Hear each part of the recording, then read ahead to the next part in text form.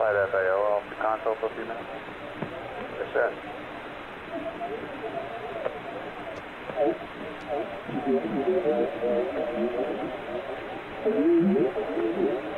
Go ahead, Captain. Yeah, hey, I thought when we handed over at Goldstone, the word was all this crosstalk was going to go away. That's what I thought, sir. But it sure is still there, isn't it? We'll check on that for you right away, Captain. Okay, thank you. Yes, sir.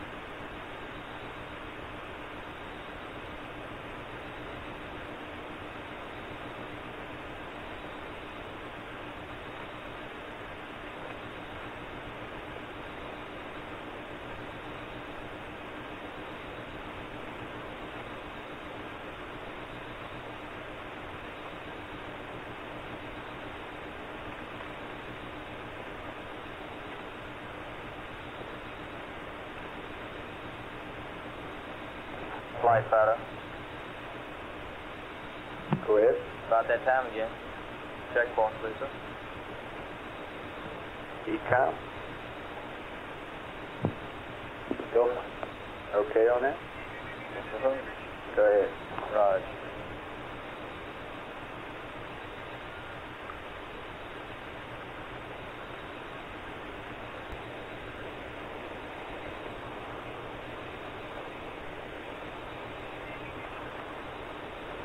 Capcom flight. Red flight, you want a radio check? Yep. Oh, okay.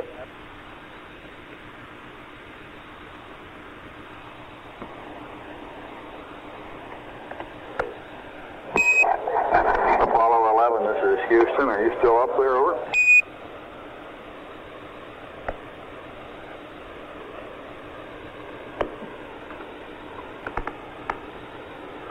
We are, but not quite so far as we were a while ago. Roger, we concur. We just wanted to make sure that we still had good comm with you. Okay.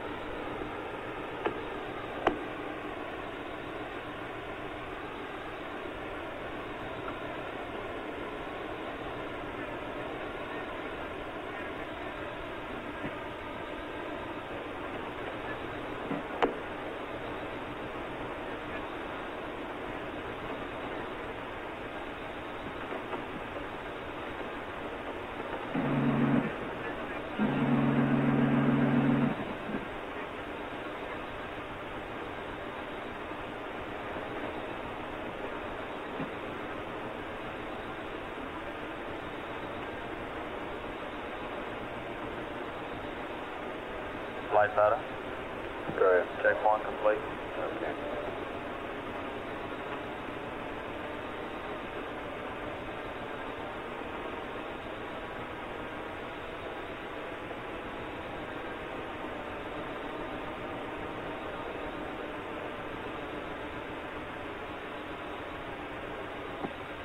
Fido, Capcom and Motor Dime.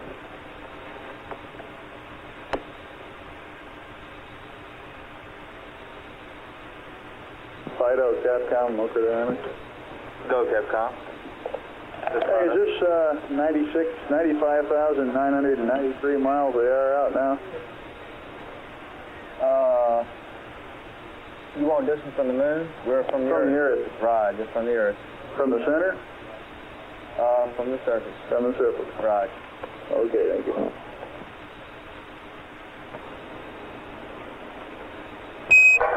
For general information, 11, you are now 905,970 miles out from the Earth, over.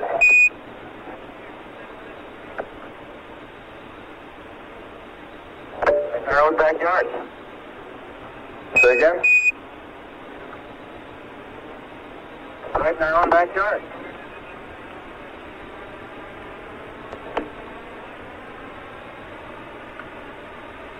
Roger that.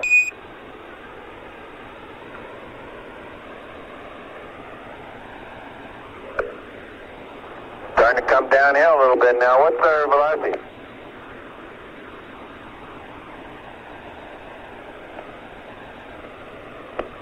Velocity is 5,991 feet per second.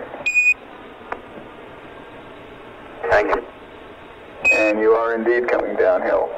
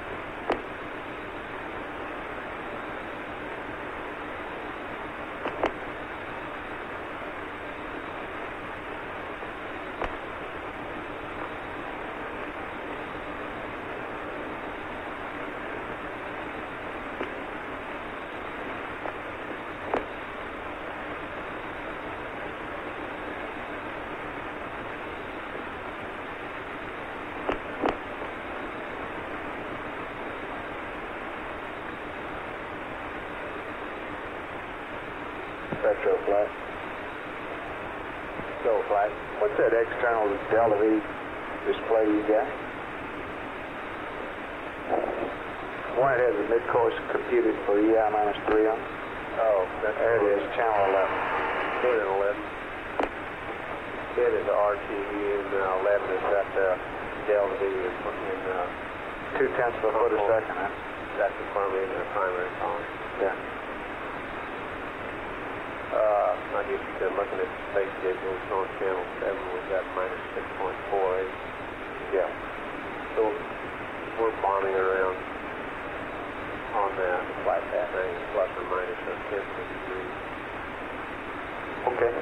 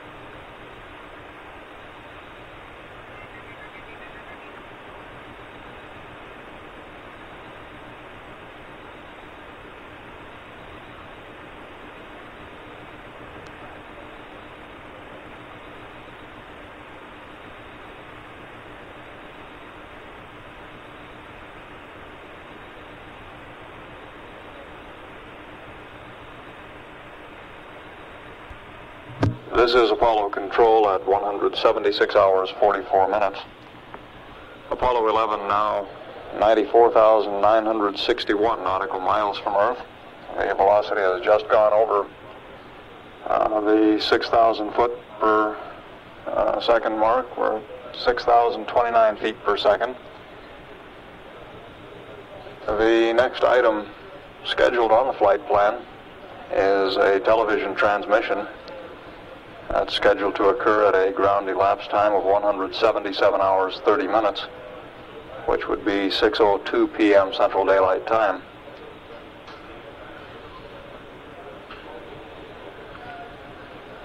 Among the clocks counting down or up to and from significant events here in Mission Control, we have one counting down to entry.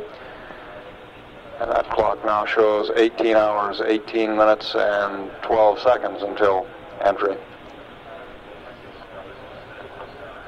Re-entry is scheduled to begin based on no further mid-course corrections at 195 hours, 3 minutes, 5 seconds. At this time, it appears that mid-course correction 7, if it were done, would only require 0.2 of a foot per second. Based on current tracking, we wouldn't expect to have to do mid-course correction 7. However, the tracking will be continued, and a decision on mid-course correction 7 will not be made until closer to the time of the maneuver.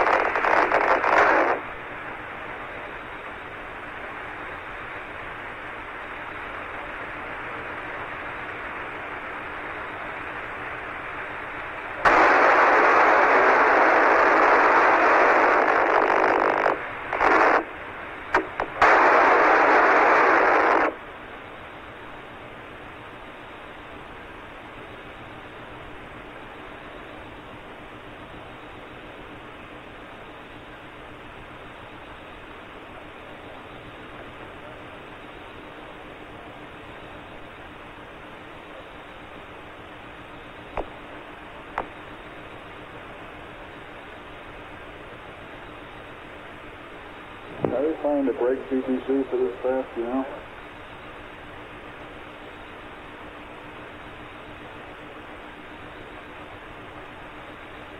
That's the firm. But I've got a man next to me. He wants to know how long to keep the laser going. We're going to roll right around. Are we going to break PTC? How long are we going to try it? Negative. Tell me how long we're going to try it. I don't know how long they want to try it, but we'll roll around and let them look through the window. Okay? But we're not going to break PTC. Hey, FAO, when you get a minute, say some good words to me about this laser word that I just heard going by. Well, the flight director said that they could look at the lasers sent up from McDonald. Which is located in West Texas? No, at McDonald. McDonald Observatory. FP2? Yeah, that's West Texas. Oh, okay. Okay. I don't know where it was. Better be. All right. And that's the one they're going to look at, and they want to make sure it's dark there when they look. So it's around 10 o'clock. Oh, I thought you meant during the TV pass. Negative. It won't be dark on the Earth, so they probably wouldn't see it. Are we going to break PTC for TV? Yes. We are. Okay, that was my original question. Okay, but we're not going to break PTC for the laser.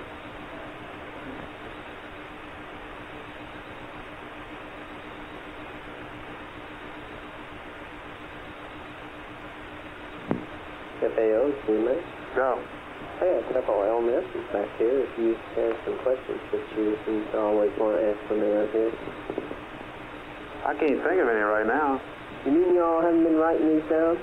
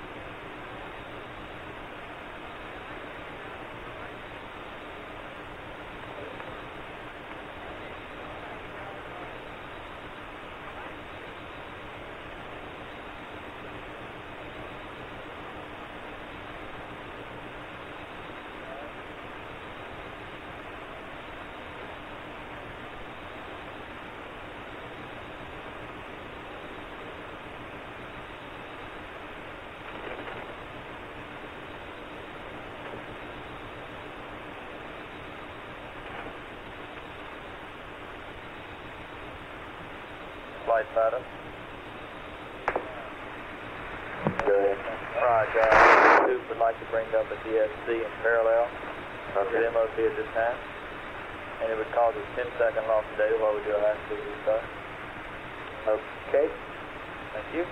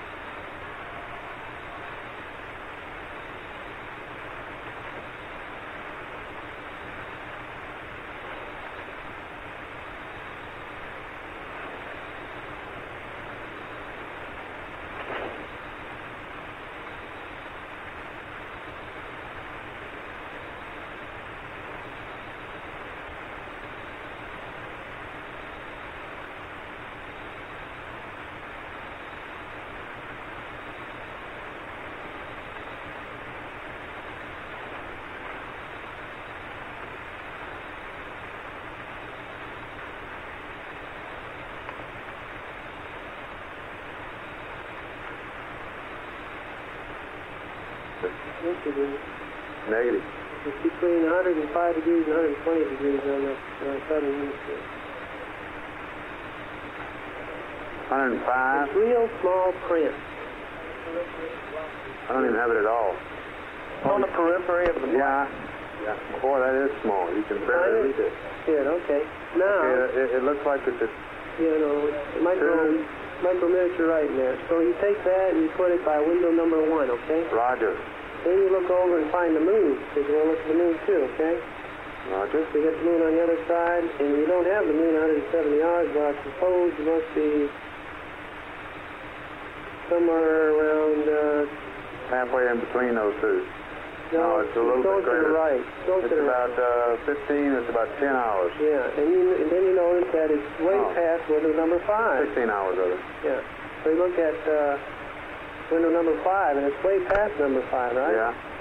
So what you do is try and even it out. Right, retro. But notice now where the positive DA is, or where the 0 degree point is. Retro. It's saying almost 0 degrees, about Yes, sir. 307 degrees. So what you do, you want to get in between them both a little bit. So you give it a little twist, When 12 is the average, huh? and 12 would be right in between. Okay, now if I point window 1 at it, let's see, it would be about 2.5 hours, right? Yeah. There's the angle. Okay, window 1 is 2.5 hours. And you end up with What's about, my angle? Is about 357, sorry. I mean 53. 353. something like that. Okay. Actually, you're not talking about much because you're looking out a window that might have a cone angle of maybe 120 degrees. See? So you're not looking out a little bitty peephole. You know, you got a good sized window there, and they could aim the camera maybe 30 to 40 degrees on either side. So what you do is just average out the two. Okay. And the other one is...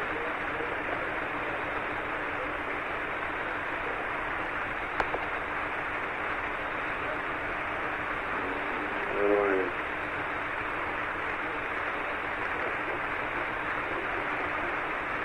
Okay.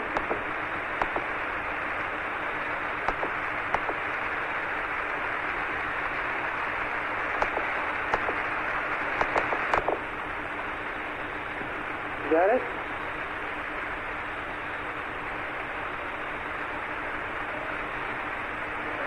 Anything else you see? Yeah. Is that all right? Stand by, please. I thought it was something like about 10 degrees instead of 12, but that's all right. Yeah, nothing like that.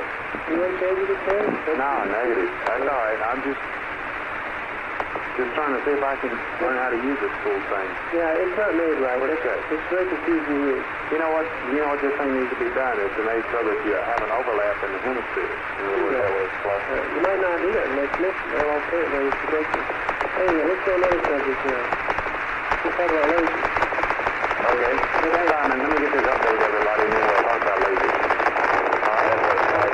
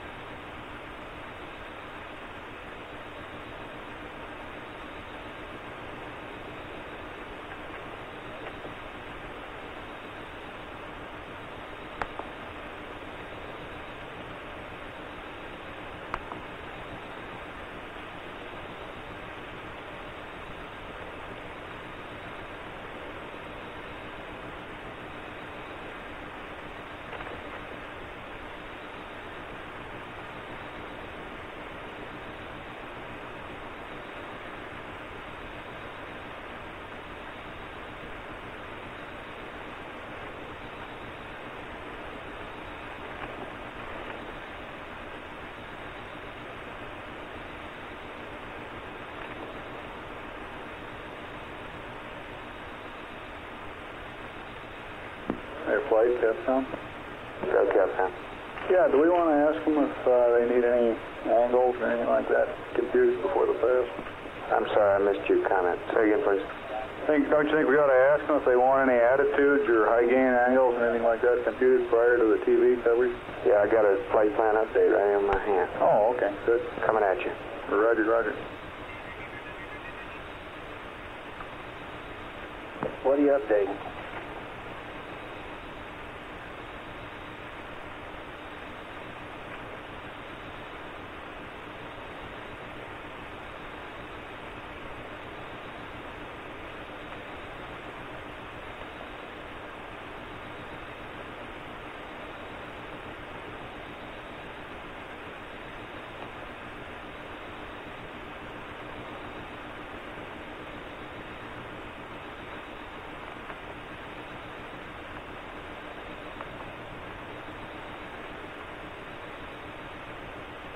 Capcom flight. Go ahead, flight. Only a reminder, I would just say something that, to the effect that the deadband's collapsed. Roger.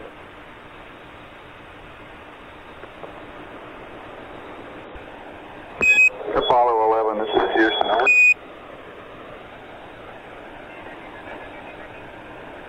Go ahead, Houston. Roger, 11, I've got a flight plan update for you to give you an optimum attitude for the Earth in the number 1 window and the Moon in number 5 window, over.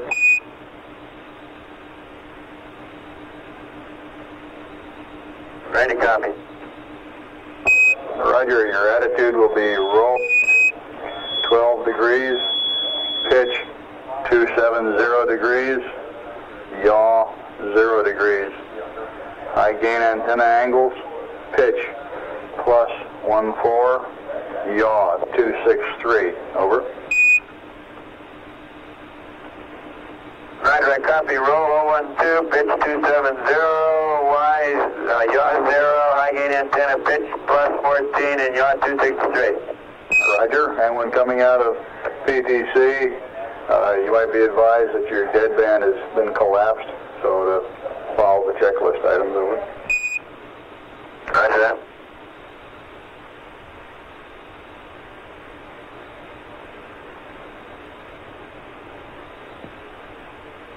Flight time. Here we go. When he gets to his roll attitude, he'll be on the high gain. You don't have to do anything else for the high gain.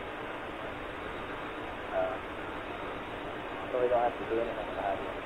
Okay, well, he'll probably be aware of that when he gets there, won't he?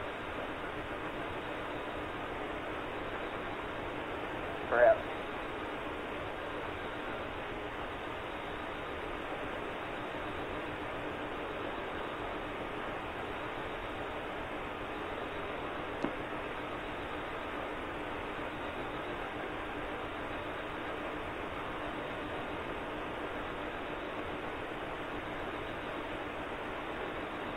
Network flight.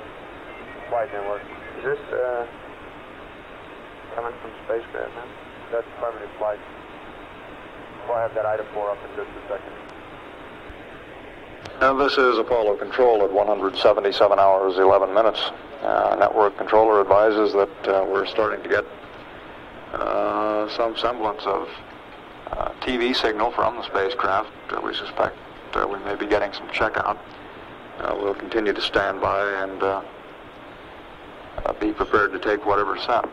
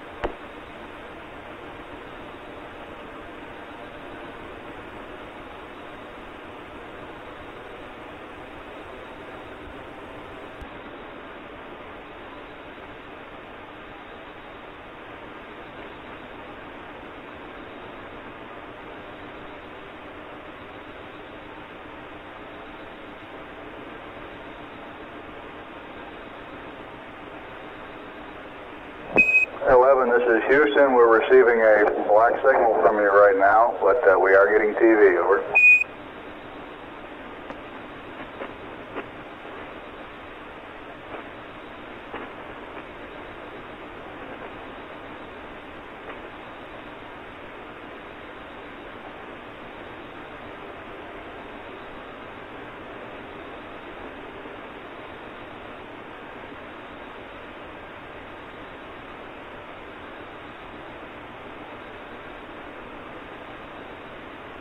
Flight network. Go ahead. Goldstone has had FMLOS. Yeah, he's going to attitude. I told him we were getting a TV signal, and that may have confirmed that his gear was working. May have turned it back off. Okay. This is Apollo Control. The network controller now reports that the TV signal is down, apparently having been turned off, and we suspect that what we had was a test of the system by the crew. The television transmission from the spacecraft is scheduled to begin at 177 hours, 30 minutes, or about 2 minutes past 6 Central Daylight Time. At the present time, Apollo 11 is 93,218 nautical miles from the Earth.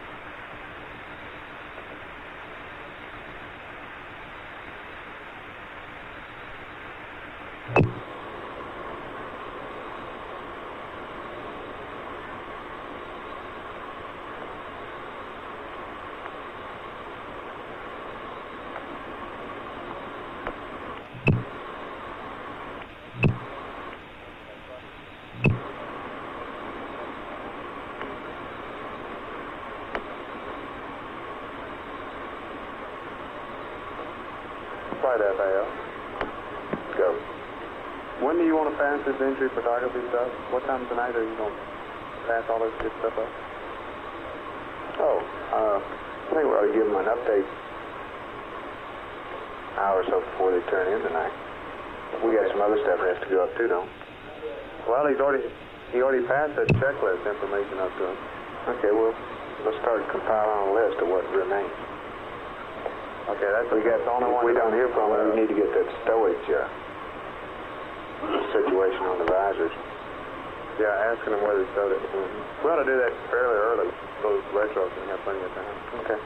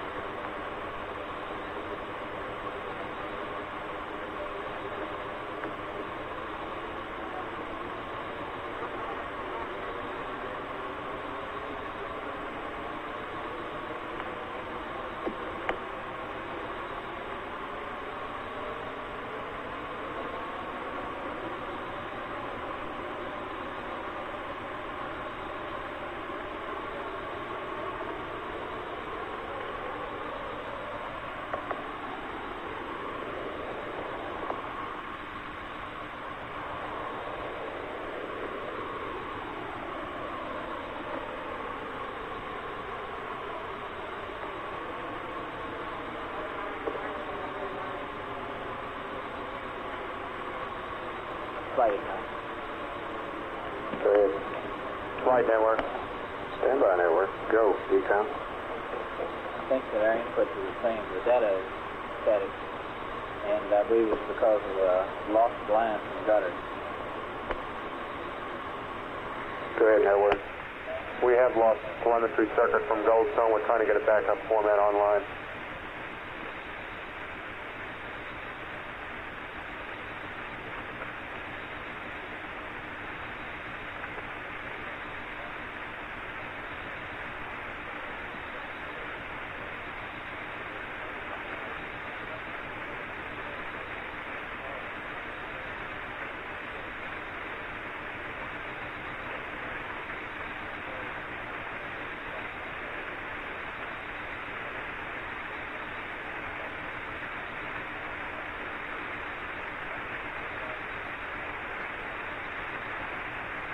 Flight network. Correct. Net 1 is also out to Goldstone where we're storing. Do you have an estimate? About 3 minutes. Okay. Flight network. Net 1 is restored. Which is a quick 3 minutes. That's permanent flight. One of those padded ETOs. Gotcha. Flight Fido. Go. I'd like to get a check form for the TV pass. Fido, Yes, sir. do you really need that? Well, we'd like to get them every hour flight. Seems like you've got them every half hour today. Yeah. How about it, Ecom? Go flight. Go ahead, Fido. Thank you, sir.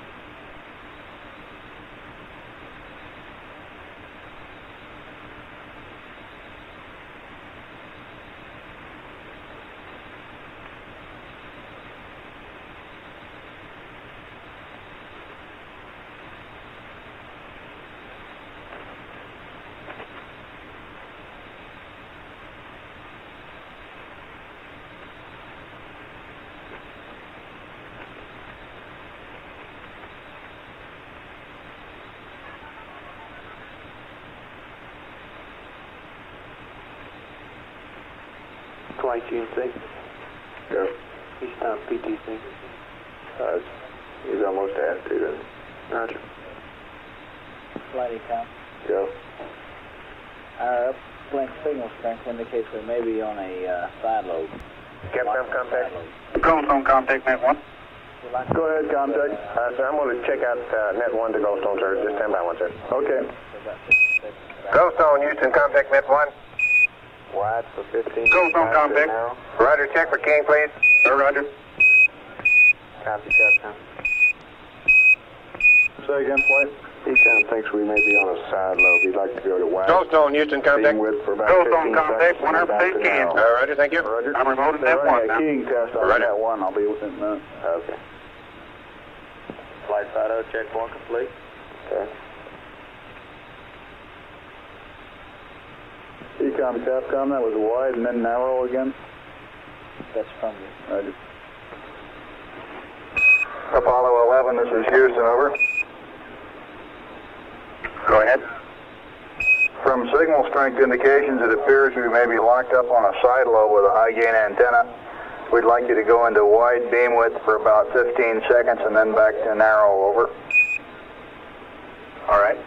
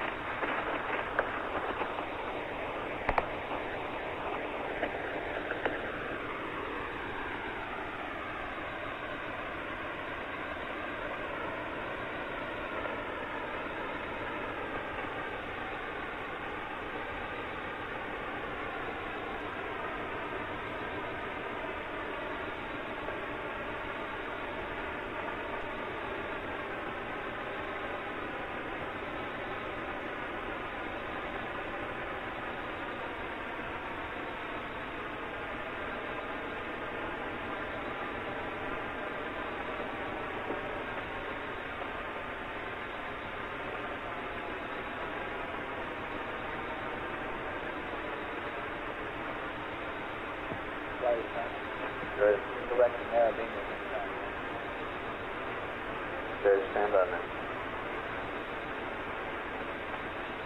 Do you have an indication of which one you're in? Our signal strength indicates we're on wire.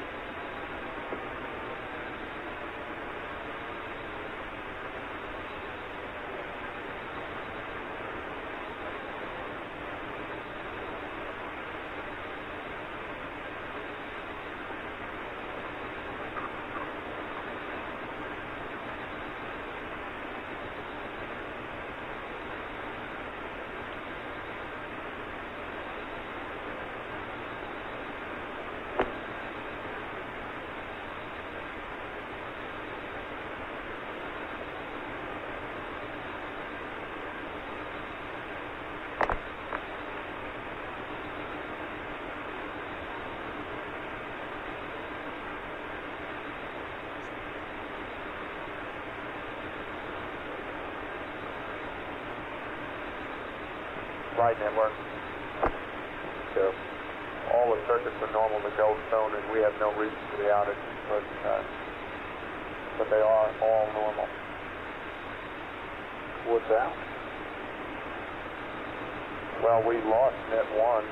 But you got it back. And what I'm saying now is that they are all good, but I don't know why they were out for that brief period. Cap down, contact on it. Go ahead, Tom. Right, so we had restored our net, they took net 2 and restored for our net 1 to Goldstone. I checked it out, it was good. And now Goddard has gone back and restored back to normal circuits there. Okay. So we should still be good.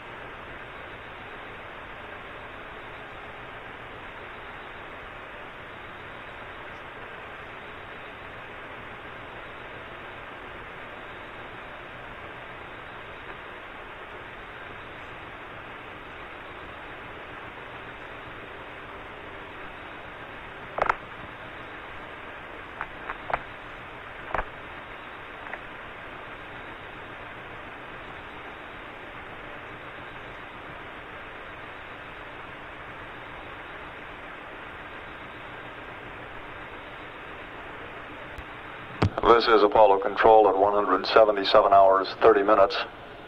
We're standing by at this time to receive television pictures from the Apollo 11 spacecraft. A short while ago, we received a test transmission, and apparently everything is functioning normally. We were receiving television signal from Goldstone relayed on through to Houston. We'll continue to stand by for the TV.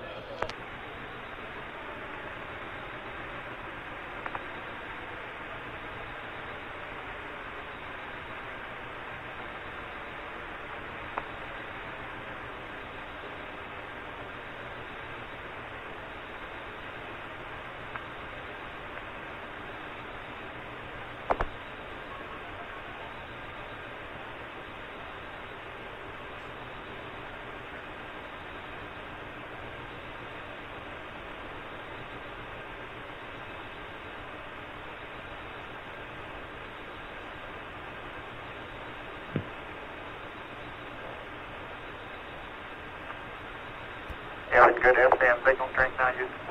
Yeah, that's affirmative, Paul. That works? That's affirmative, 11.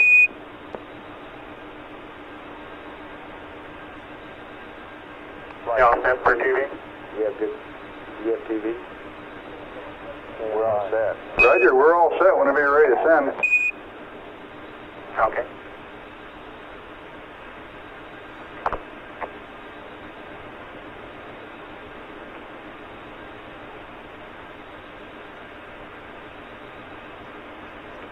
Okay, you're coming through loud and clear now, 11, with your patch. Flight network. Go ahead. We have that time ALS and TV's online. We have black and white signals. We should have the conversion up shortly. With your patch.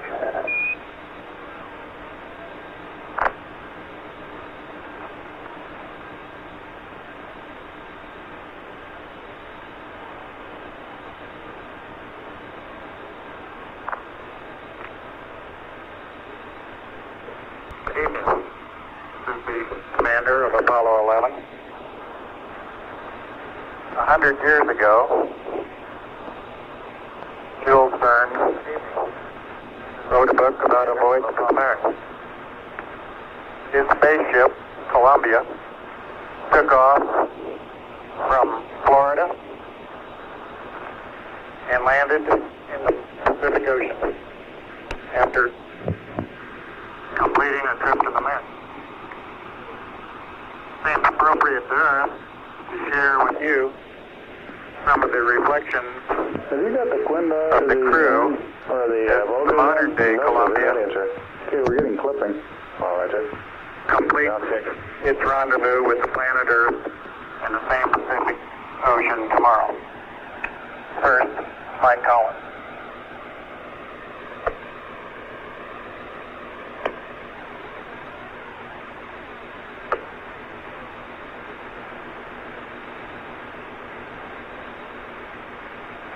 That works fine. 11, this is Houston. We have an LOS here. We'll be right back with you. Roger.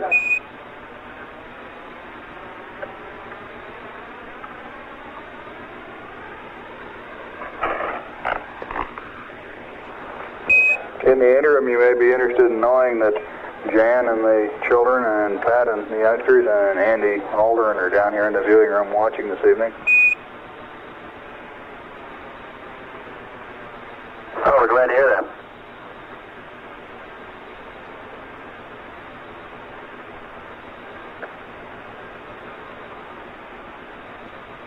Captain, contact.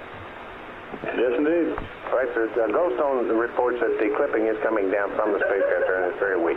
Roger. How about the TV? Did they turn it off or what? They had LOS on it, yes, sir. I don't know the reason. Roger.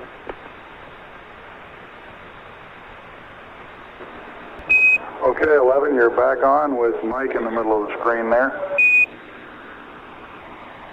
Roger, this trip of ours to the moon may have looked to you simple or easy.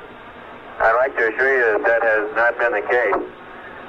The Saturn V rocket, which put us into orbit, is an incredibly complicated piece of machinery, every piece of which works flawlessly. This computer up above my head has a 38,000 word vocabulary, each word of which has been very carefully chosen to be of the utmost value to us, the crew. This switch, which I have in my hand now, has over 300 counterparts in the command module alone of this one single switch design. In addition to that, there are myriad of circuit breakers, levers, rods, and other associated controls. The SPS engine, our large rocket engine, on the aft end of our service module, must have performed flawlessly or we would have been stranded in lunar orbit. The parachutes up above my head must work perfectly tomorrow or we will plummet into the ocean. We have always had confidence that all this equipment will work and work properly, and we continue to have confidence that it will do so for the remainder of the flight. All this is possible only through the blood, sweat, and tears of a number of people. First, the American workmen who put these pieces of machinery together at the factory. Second, the painstaking work done by the various test teams during the assembly and the retest after assembly. And finally, the people at the Manned Spacecraft Center, both in management, in mission planning, in flight control, and last but not least, in crew training. This operation is somewhat like the periscope of a submarine. All you see is the three of us, but beneath the surface are thousands and thousands of others. And to all those, I would like to say thank you very much.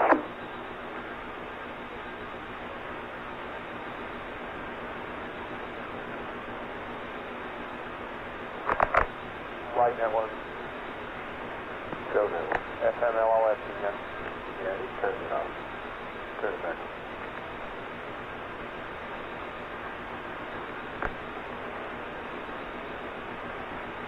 Capcom network. Go ahead, Edward. Yeah, the TV people would like you to have them open up the f-stops a little. Okay, what do they want? 2-2? They didn't say, just to open them up a few stops. Roger.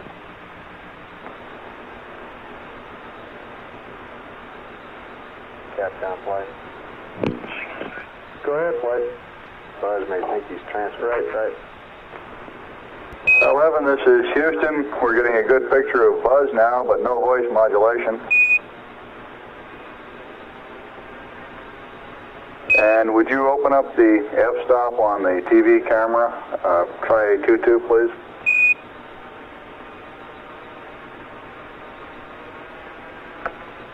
That appears to be a lot better now. We're still not receiving buzz's audio. No downlink voice, Captain. Good evening. I'd like to discuss with you a few of the more symbolic aspects of the flight of our mission Apollo 11. As we've been discussing the events that have taken place in the past 2 or 3 days here on board our spacecraft, we've come to the conclusion that this has been far more than 3 men on a voyage to the moon. More still than the efforts of a government and industry team. More even than the efforts of one nation. We feel that this stands as a symbol of the insatiable curiosity of all mankind to explore the unknown. Neil's statement the other day upon first setting foot on the surface of the moon, "This is a small step for a man, but a great leap for mankind," I believe sums up these feelings very nicely. We accepted the challenge of going to the moon. The acceptance of this challenge was inevitable. The relative ease with which we carried out our mission, I believe, is a tribute to the timeliness of that acceptance. Today, I feel we're fully capable of accepting expanded roles in the exploration of space. In retrospect, we have all been particularly pleased with the call signs that we very laboriously chose for our spacecraft, Columbia and Eagle. We've been particularly pleased with the emblem of our flight, depicting the U.S. Eagle, bringing the universal symbol of peace from the Earth, from the planet Earth, to the moon, that symbol being the olive branch. It was our overall crew choice to deposit a replica of this symbol on the moon. Personally, in reflecting the events of the past several days, a verse from the Psalms comes to mind to me. When I consider the heavens, the work of thy fingers, the moon and the stars which thou hast ordained, what is man that thou art mindful of him?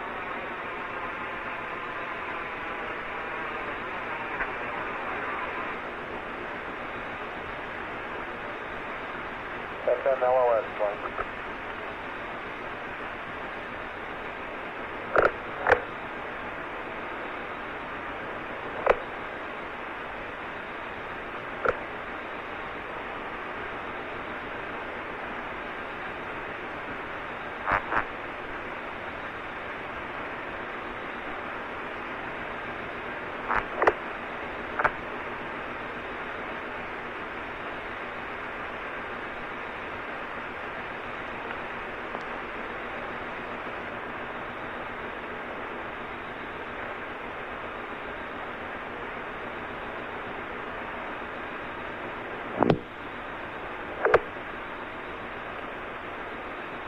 The responsibility for this flight lies first with history and with the giants of science who have preceded this effort.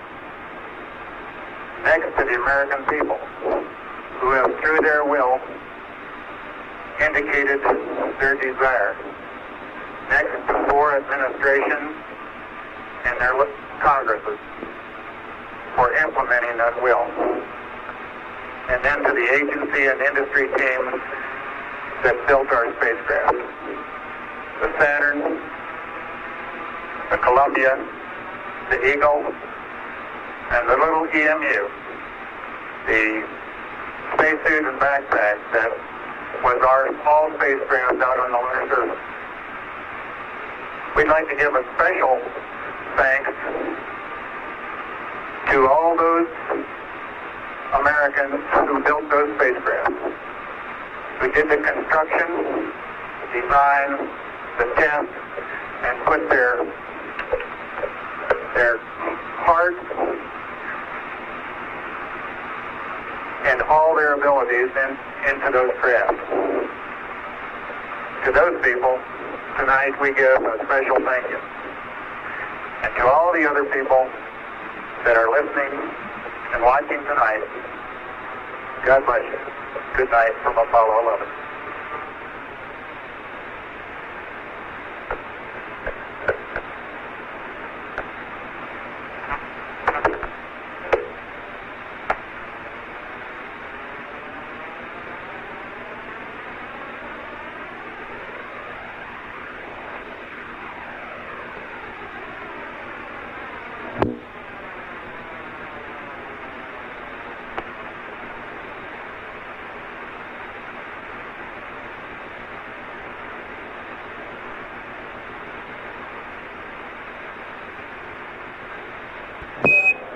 This is Houston. We're getting a zoom view out the window now.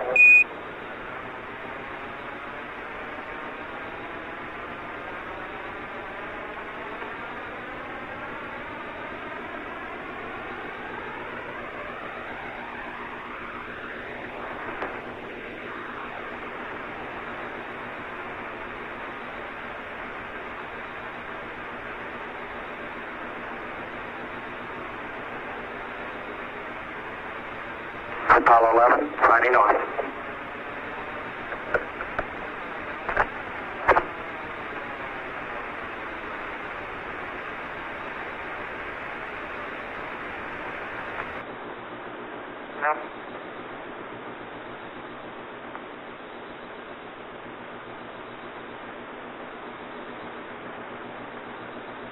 That brief view of the Earth came from 91,371 nautical miles out in space. After a brief and sincere and moving transmission from the Apollo 11 spacecraft,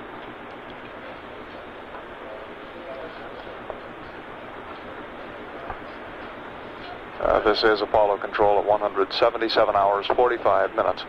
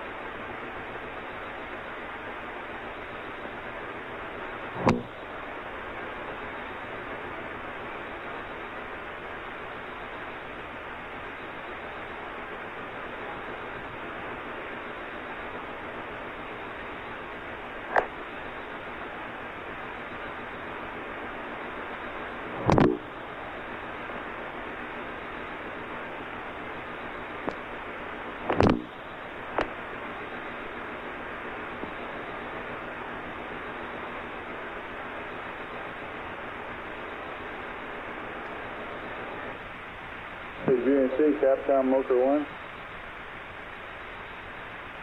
Capcom GNC, go ahead. Yeah, it's not obvious to me that they are not now in TTC. Well, he's got SCS control on my bid band, so things jump around a little bit. Roger.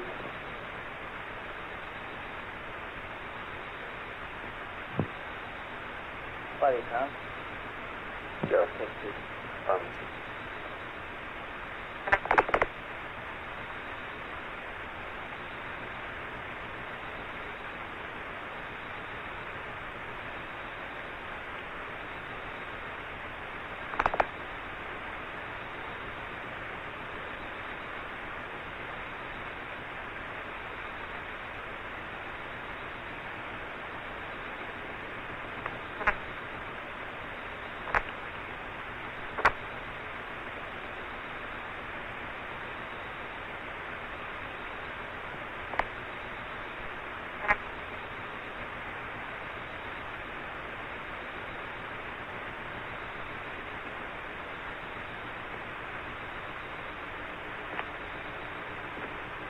Apollo 11, you want to crank up PTC again? You have some reason to hold this attitude, or what's your pleasure?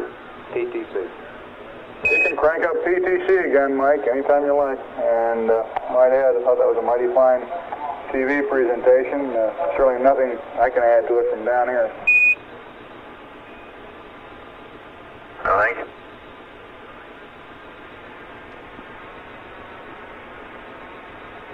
Mike GNC. Go ahead.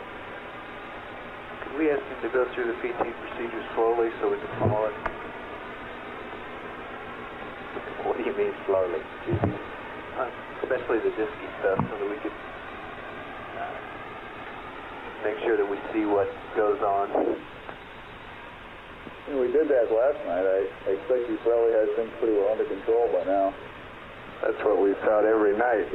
We wind up getting a question we can't answer. Actually, verb 16, 9, 20 up there again. Mm-hmm. So let's see what happens there, Gary. We don't have much to do to entry tomorrow.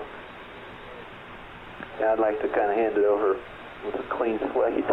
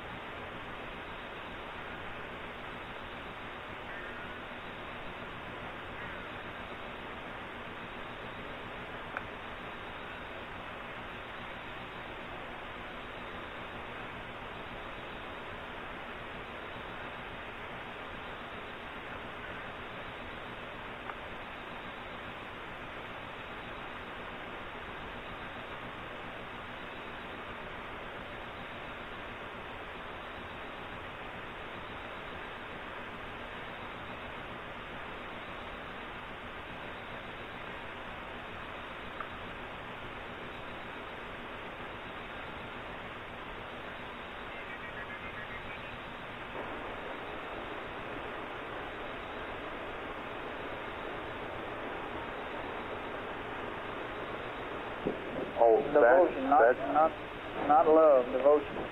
Devotion. Hey there, Dove, ordered FAL. What's that?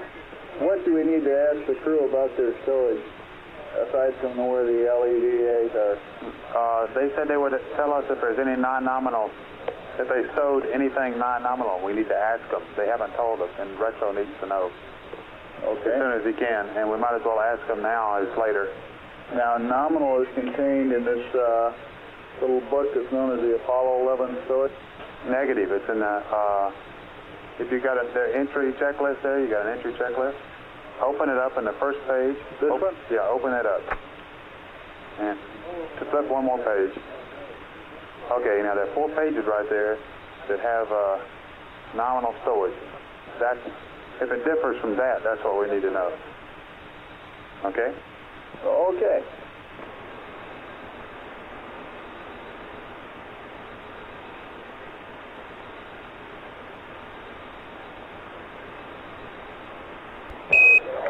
Apollo 11, this is Houston, over. Go ahead. Okay, 11, I've got a few small items here. One flight plan update and some entry photography information. If you're ready to copy, over. Go ahead. Roger, at 180 hours 50 minutes GET, we should like to delete your oxygen fuel cell purge. Okay. And on the entry photography, if you're going to use a fresh magazine of color interior film, we recommend the following exposure settings. F11 at 1/250th, 6 frames per second. Focus on 7 feet for the fireball. F2.0, 1/60th of a second, 6 frames per second.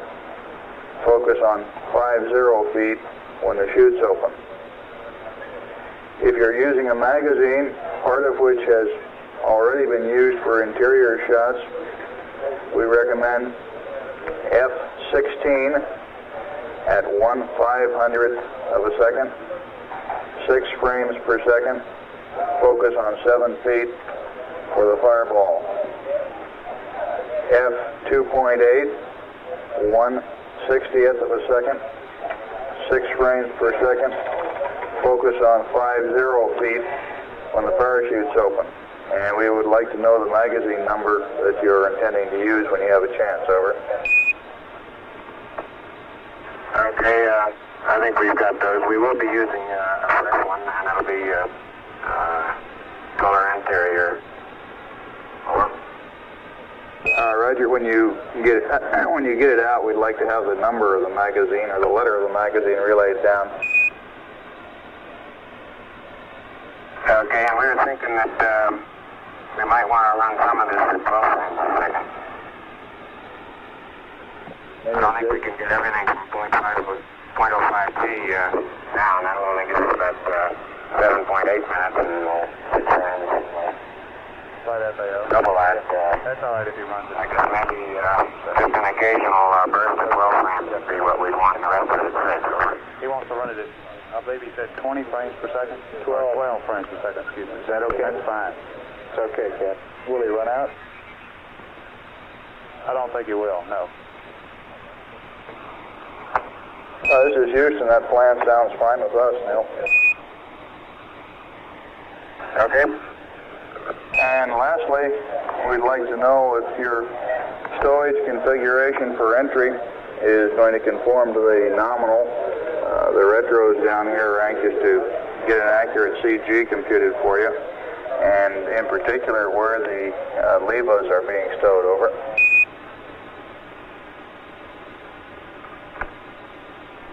Okay, I think we're going to put the levers and the helmets in the hatch bag, and we'll let you know any other non-standard stowage locations that we complete this evening. This is Houston, roger out.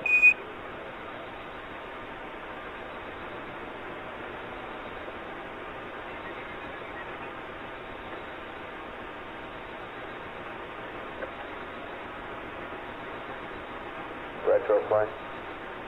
Oh, right. You copy that? Roger that. Put the levers in the hatchback. And the helmet. Finally.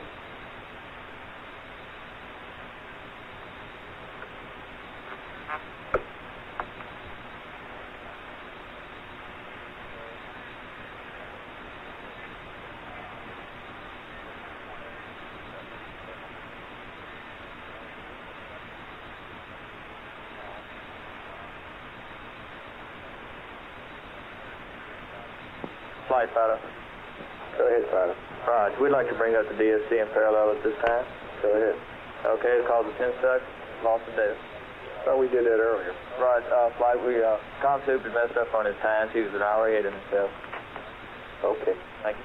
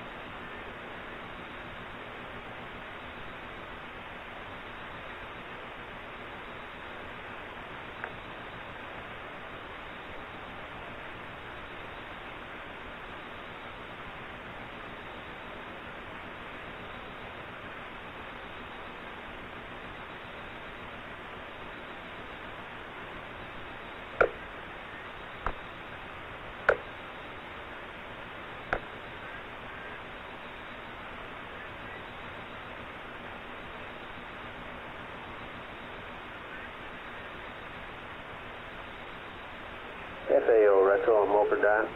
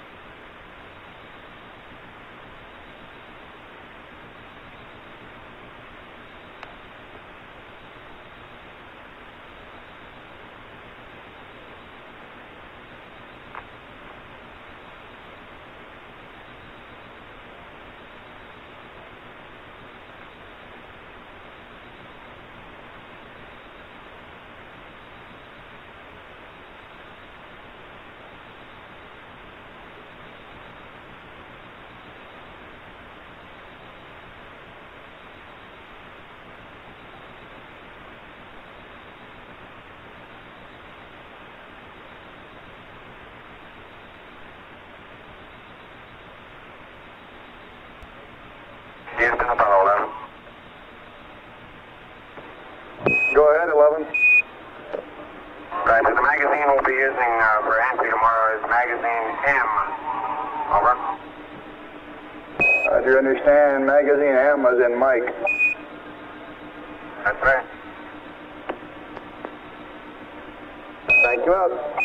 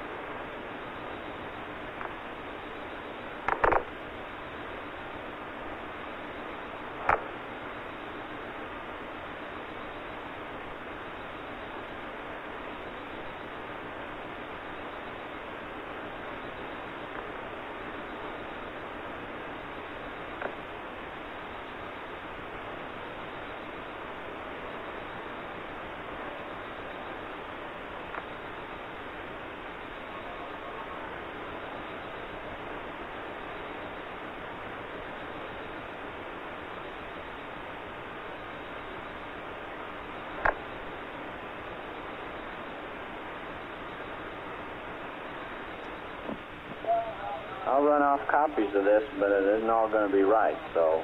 Well, if it's not right, why isn't it right? I don't know why it isn't right.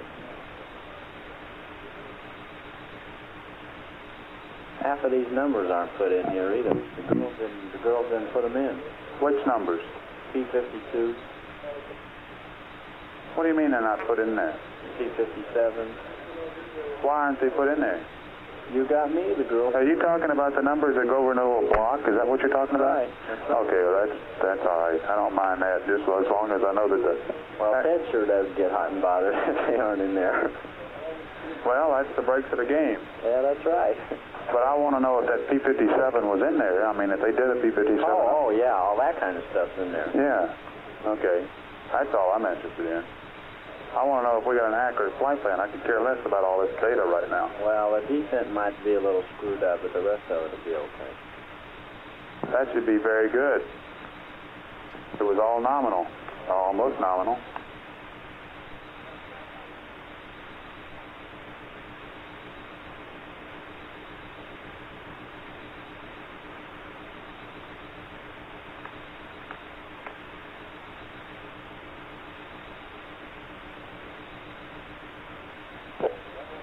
CMS FAO. Go ahead. Hey, if you want your book back, you want to come out here and get it? Come out here and get it. Good, bud. You tell Apollo 11 the green team is going off, and we'll see them in Houston. Sure, why don't I can tell them the green team is going off and the green Capcom is remaining on, if you like. Your choice. We'll see them in Houston.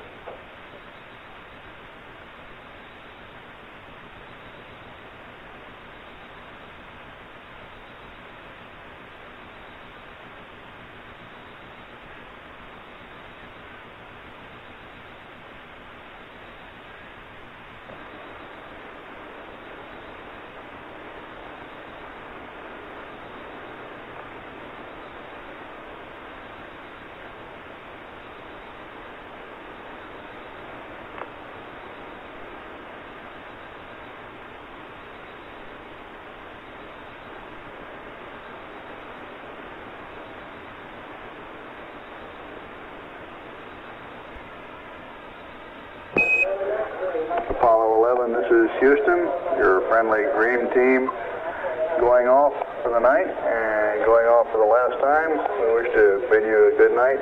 Godspeed. Thank you. We appreciate all that fine work done by the green team, and we'll be thinking in person when we get back. Roger, we'll see you on the ground. Really enjoyed working with all of you. Thanks very much. Over. Roger. As usual, all you greenies. They're all smiles down here, even the trench.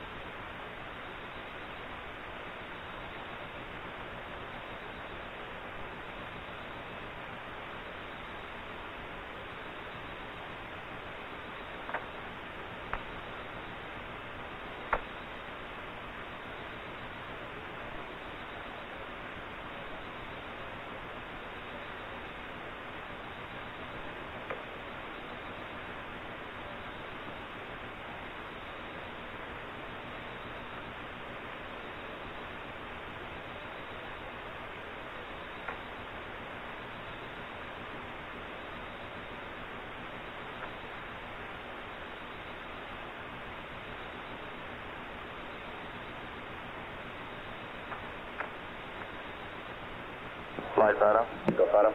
Right, we'd like to write a checkpoint and bring up the DSC, switch over to it.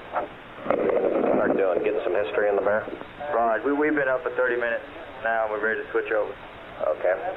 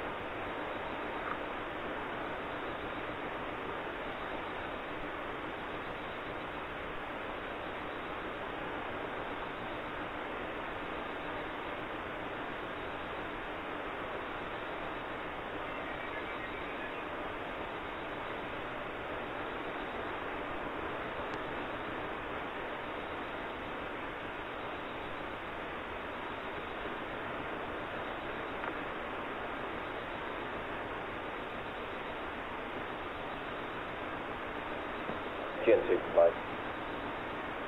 Flight GNC. How are we doing from a standpoint of rate staffing here prior to start up BTC? They're not ready yet. It'll take probably another 15 minutes. Okay.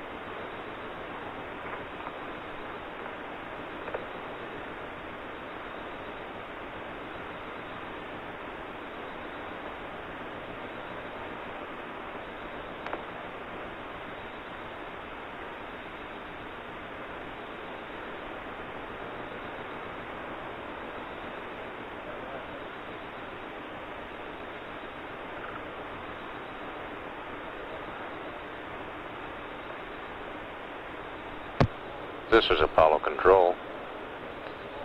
Here in the Mission Operations Control Room of Mission Control Center, the white team of flight controllers under Flight Director Gene Krantz settling in for the 10-hour shift ahead until 5 a.m. Green Team Flight Director Cliff Charlesworth is now en route to the Houston Apollo News Center, and shortly will be there for his change of shift press conference, estimating about 10 minutes for his arrival. We'll continue to monitor the Apollo 11 air-ground circuit should the communications resume. Standing by at 178 hours 25 minutes ground elapsed time. This is Apollo Control.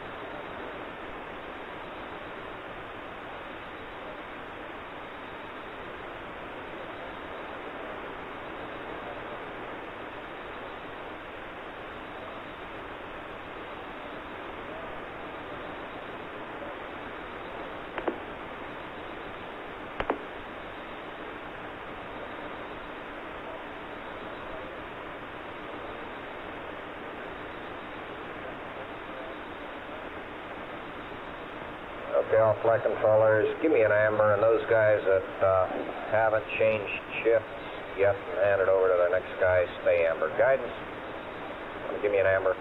Same with you, Retro. Surgeon, how about you? Standby flight. You've already handed over? Yes, sir. We've been here for hours. Okay, Retro, how about you? I'm almost done. Okay, how about you, Fido? You brief? About another 5 minutes. Okay, guidance, I assume the same. GNC, you handed over yet? Negative flight. How about Econ? Raj. Somebody's squared away. Okay, FAO and EAO. FAO, you handed over yet? Negative flight. When you schedule? We're scheduled to start at 7 o'clock. Okay, great. How about network? We're scheduled to hand over at 9 flight. Well, you guys play it loose. Okay. We're running a little different shifts until the re-entry key comes on in the morning. Roger. Guess you're not tough like the rest of us, huh? I wouldn't say that, flight. We have come this far.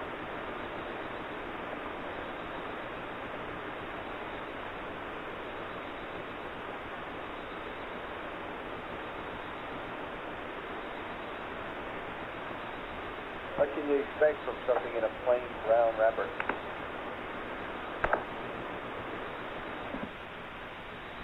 Beautiful.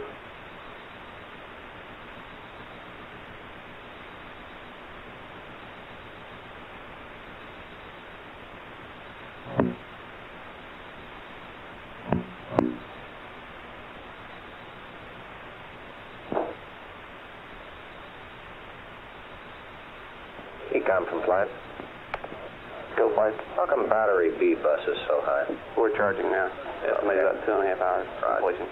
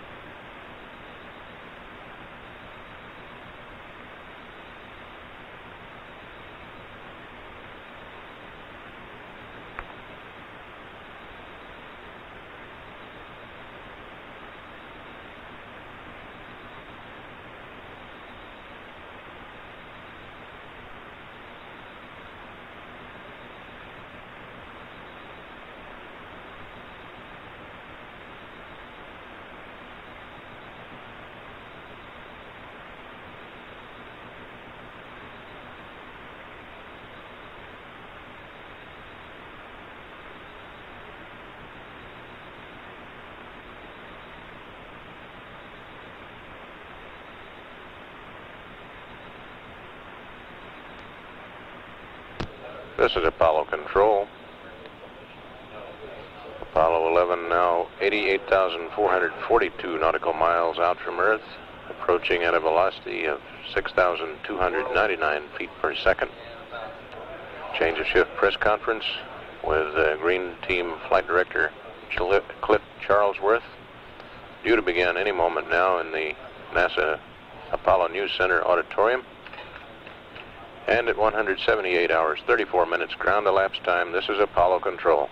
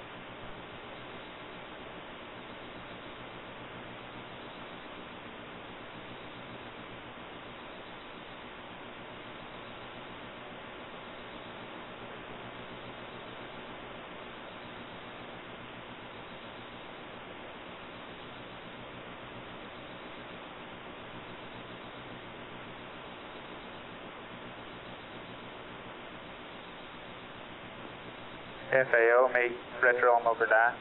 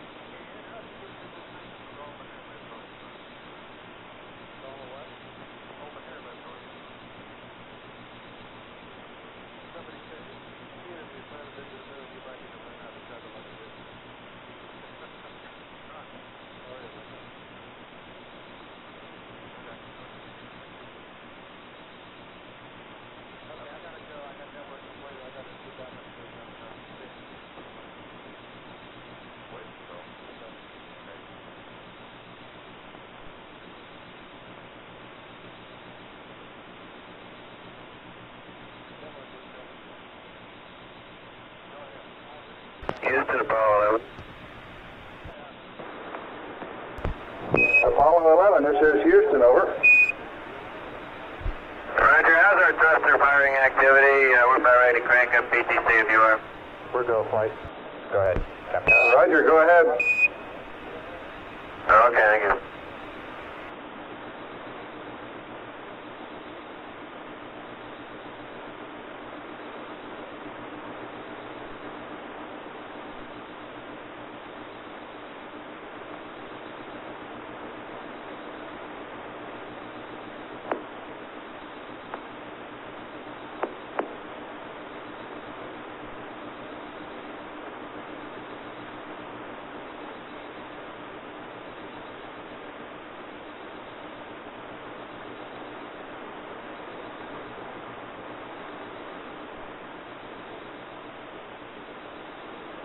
Okay, all flight controllers are going to be initiating PTC shortly. Let's monitor guidance, FAO, and GNC. Let's watch them get started here, and let's get it off right.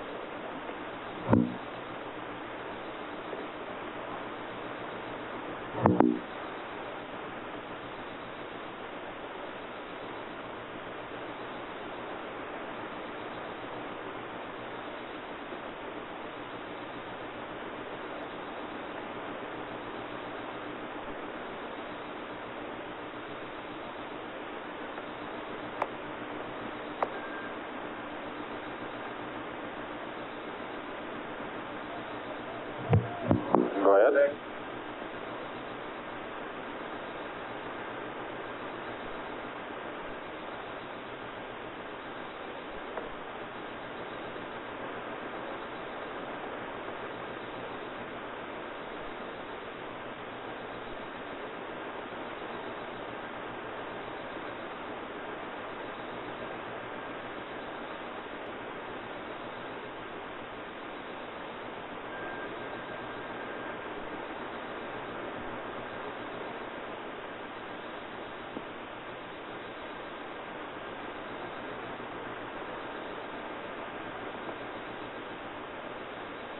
Okay, GNC looks like he's down to the point of setting his dead band, and he should be coming off here shortly.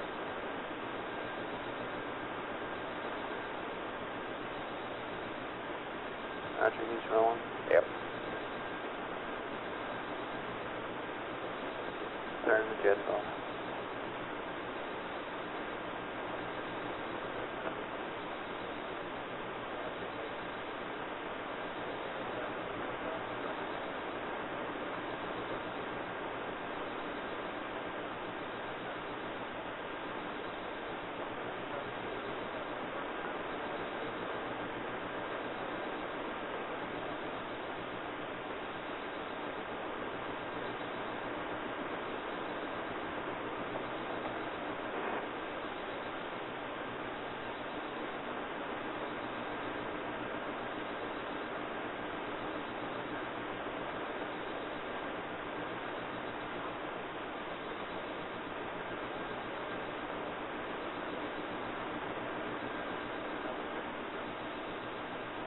GNC flat.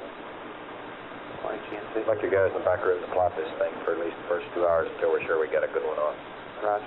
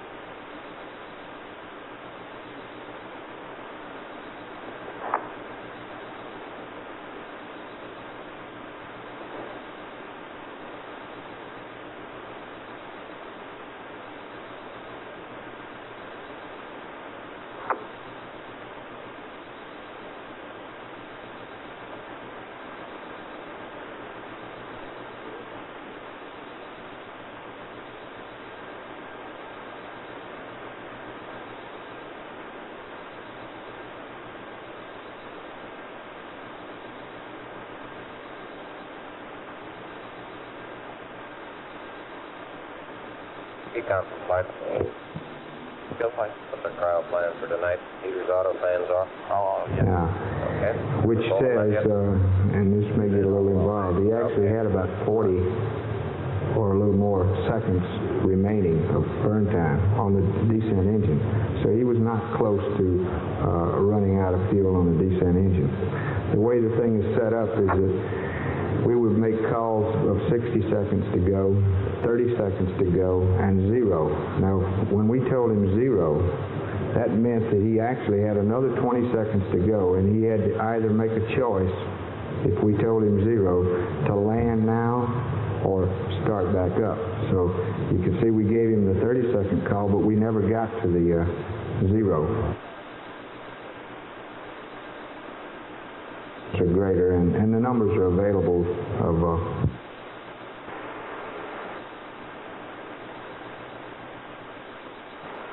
point. No. Expect that he passed that point? No, we wouldn't expect that. That's not normal. We would have expected to land prior to that.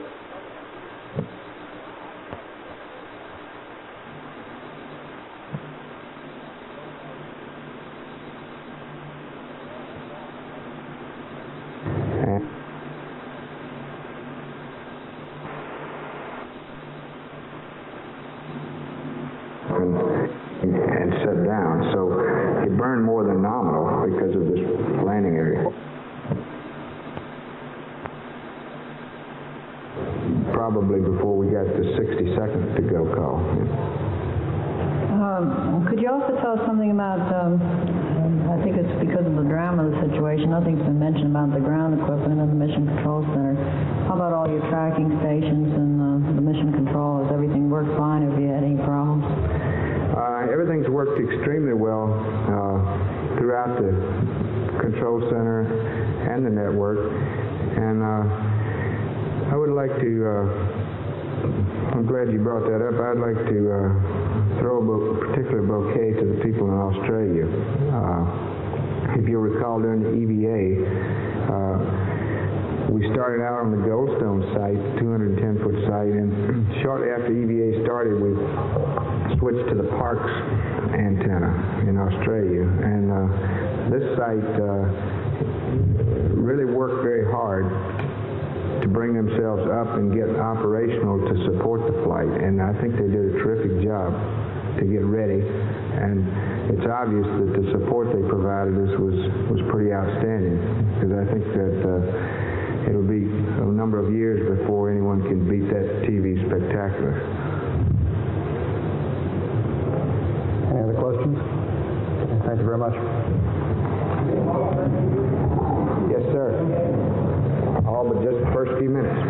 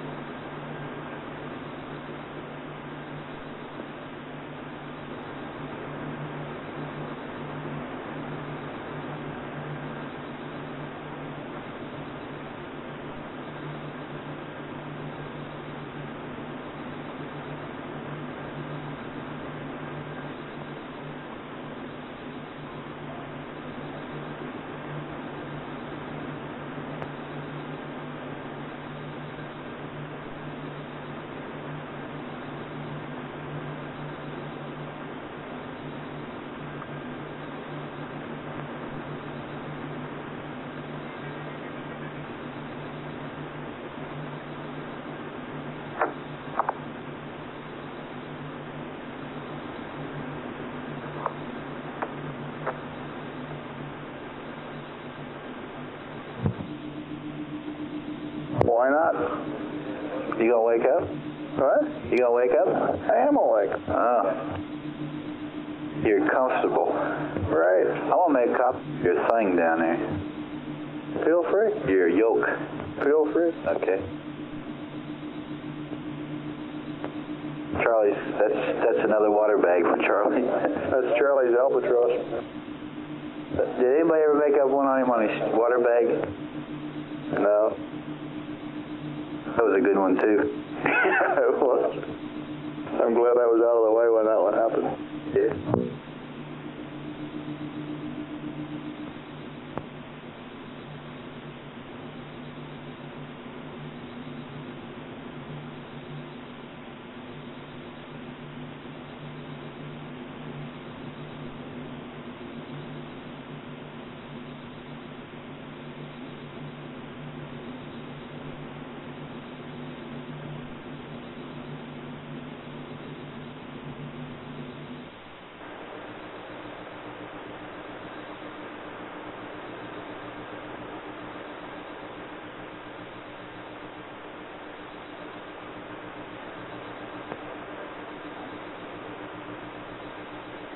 Loud and clear now, 11, with your patch.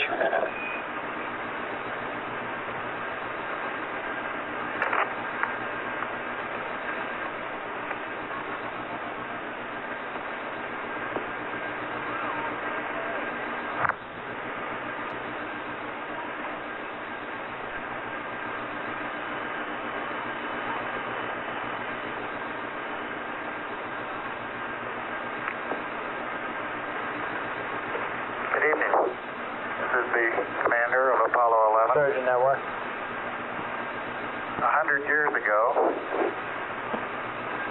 Jules Verne wrote a book about a voyage to the moon. His spaceship, Columbia, took off from Florida and landed in the Pacific Ocean after completing a trip to the moon. Seems appropriate to us to share with you some of the reflections of the crew as the modern day Columbia completes its rendezvous with the planet Earth in the same Pacific Ocean tomorrow. First, Mike Collins.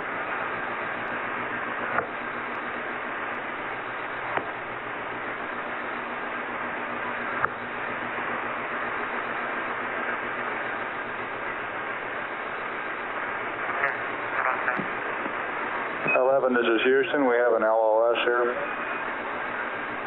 We'll be right back with you. Roger.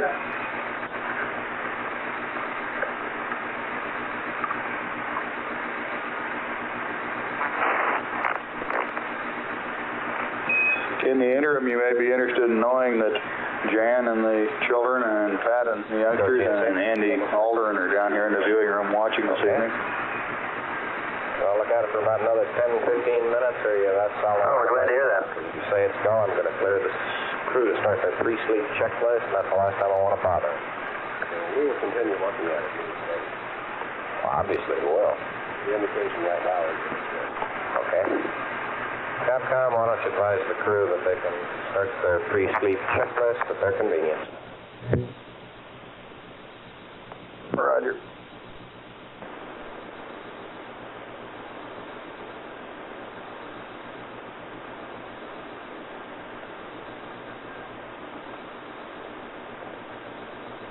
Party count.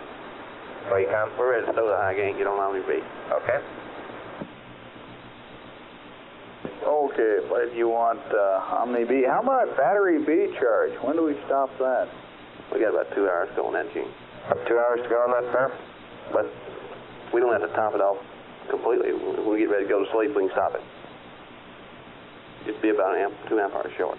Okay, why don't you find out what their intentions are and starting their sleep. Tell them we're ready to clear them there, and tell them we need about 2 more hours in the charge, but we're willing to terminate it when they get ready to go to sleep.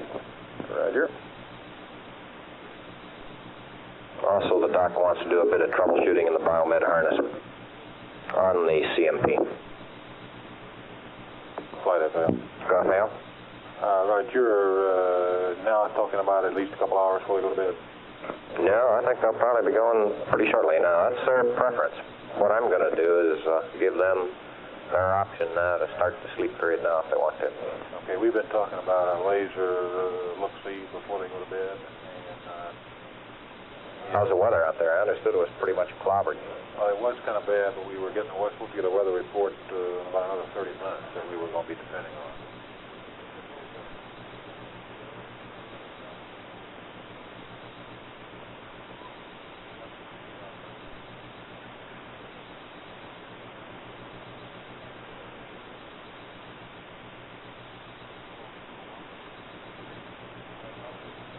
Okay, we'll hold off. Capcom from flight. Go ahead, flight. FAO here is still working with that laser business. Why don't we wait until we get the weather report in about 30 minutes, and then we'll go back up to them. Okay, That'll sounds give us like long. you stirred up a hornet's nest. What's that? By saying we were ready to start the pre-sleep checklist. Well, that's a good way to find out who wants what done. Right. You want me to go ahead with this bit on flat ZPN? Sure. And the Omnis. And the Omnis also. Apollo 11, this is Houston, over. Go ahead, Houston. 11, we'd like you to shift to an Omni antenna configuration at the present time. We're requesting the S-band antenna Omni switch to Bravo and the S-band antenna Omni switch to Omni. The high gain antenna track in manual, pitch -50, yaw 270, over. Roger, I'll do that right now. Roger, and if Mike has a minute, we'd like to do a little bit of troubleshooting. It seems he's either flat-chested or something because we've lost respiration rate on the biomed telemetry. That is, the ZPN trace down here is flat.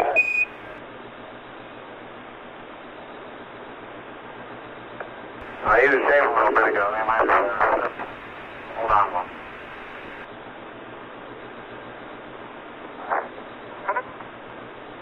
All the blasted wires are all connected is all I know.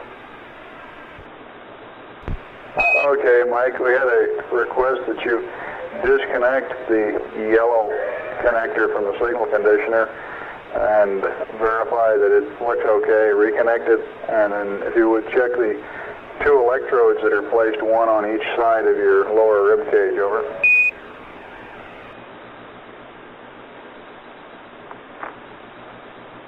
I'll bet you there's a smile on Charles Red's face. Cliff is not on right now. Gene Kranz just relieved me a few minutes ago. Roger that.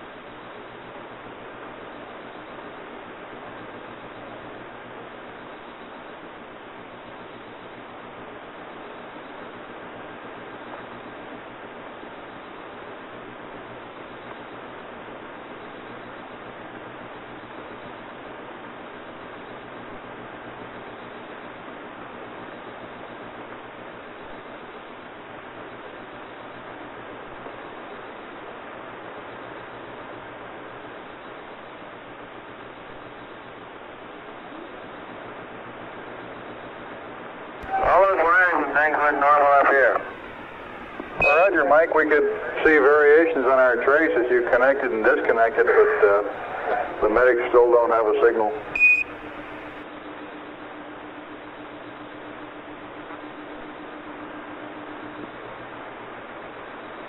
Looks like you're sending us a message of some sort.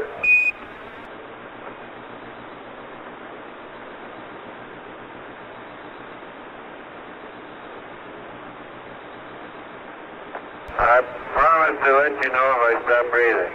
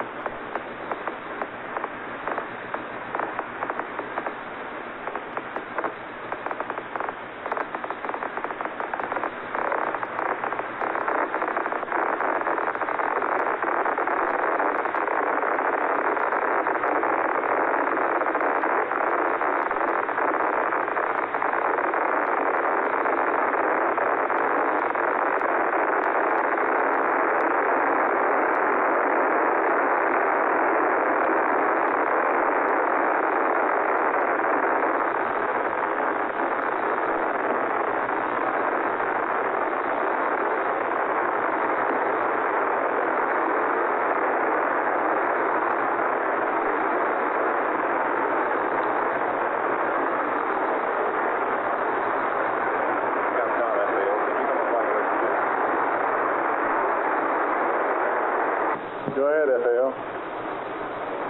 Do you have a report where the crew said where they were stowing the helmets, not the LEVVAs, but the It says they were stowing the levers and the helmets in the hatchback.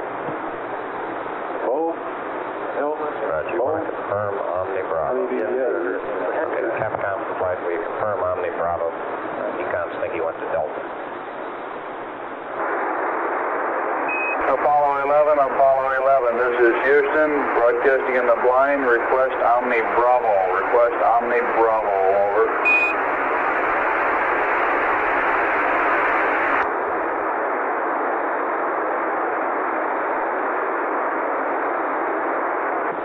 They didn't have to load a command reset or anything, did they?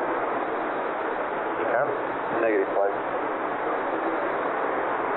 I don't know whether it's 2 or 3 helmets in the hatchback, but there's 2 LEVAs that are going in the hatchback. Yeah, we know the 2 LEVVAs. That's that new info down there.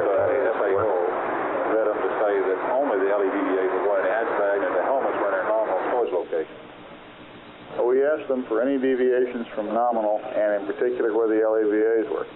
And they said the LEVAs and helmets were going in the hatch stowage bag. I wonder if maybe we better get that conversation played back. Of course, Retro needs this information for his work. Well, your predecessor seemed happy and Retro seemed happy. Well, the predecessor thought they were storing the helmets in their standard location, and that's what he told Retro, and Retro's not happy because he thought that they were storing them all together. Flight, you working me up the change of shift consumables status? That's perfectly fine. I'll have it in 2 minutes. Fido from Flight, you want to give me an update, trajectory rise, where we stand, please? Affirmative, we just got an update. Flight, and now we're showing an entry gamma of minus 6.43. And that goes fluctuated slightly over the last Thank you. 24 hours, I guess, to the tune of about plus or minus 0.2. It seems to be over the last 8 hours or so to be settling down in the order of 6.4 to 6.5. Say again? Do you have a time that that conversation took place? And of course we expect it to get better and better as we get more data in. Right now we're anchored on both 2 and 3-way data post mid-course 5. And within are you the one about 2 to 4 hours we should be able to anchor on all of the 2-way data only. And that should be a slightly better solution. Okay, what you're saying? FAO, this is Span on Flight Director 2. Raj, Span, FAO here. I'm not sure exactly what this last one gives you in terms of delta V. But, say again? Were you working the laser experiment? It would seem... what's your desire? That's awful darn It good. was worked earlier today, and I guess agreed upon. 6.52. Yeah. But it would seem doubtful at this point. Okay. Of course, this then depends on the... What's our present altitude? Current altitude is 86,425. Roger. And what's your 400K time presently? 195.0307.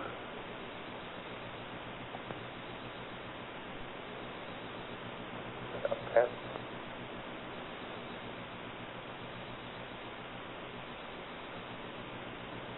Jerry, has anybody back in the Fido SSR drawn a, I guess what you call a velocity profile of the descent? In other words, horizontal, vertical components as a function of time, what they saw? Not to my knowledge. I haven't seen one. Let me check and see. I was wondering if anybody had, just out of curiosity, I'd like to see what it looks like. Likewise. Let me check into that. Okay. If they're not doing anything, they might give it a try. Okay. If the weather's bad, you can't do it. Go from flight.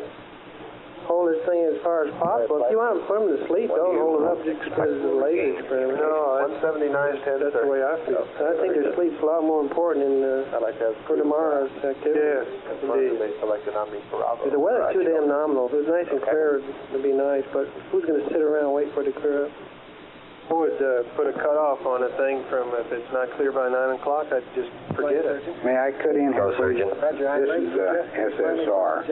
I've been in touch with Mr. Lansky, and I'm also in touch with Dr. Howley. And at 8 o'clock, boy, if that isn't a we're supposed to have a report from Dr. Howley, who has a direct line to the observatory. And at this time, you'll tell us whether or not it's clear enough to shoot this, and in touch with Mr. Lansky, I will inform him. Very good. Roger, good enough. Okay. Okay, fine. Roger, take care of everybody. Fine. Right. By 8 o'clock, I'll have it. Okay, Thanks. I'll monitor the loop, and if anybody's got anything to do, we'll talk about it on this later. Very good. Okay, thank you.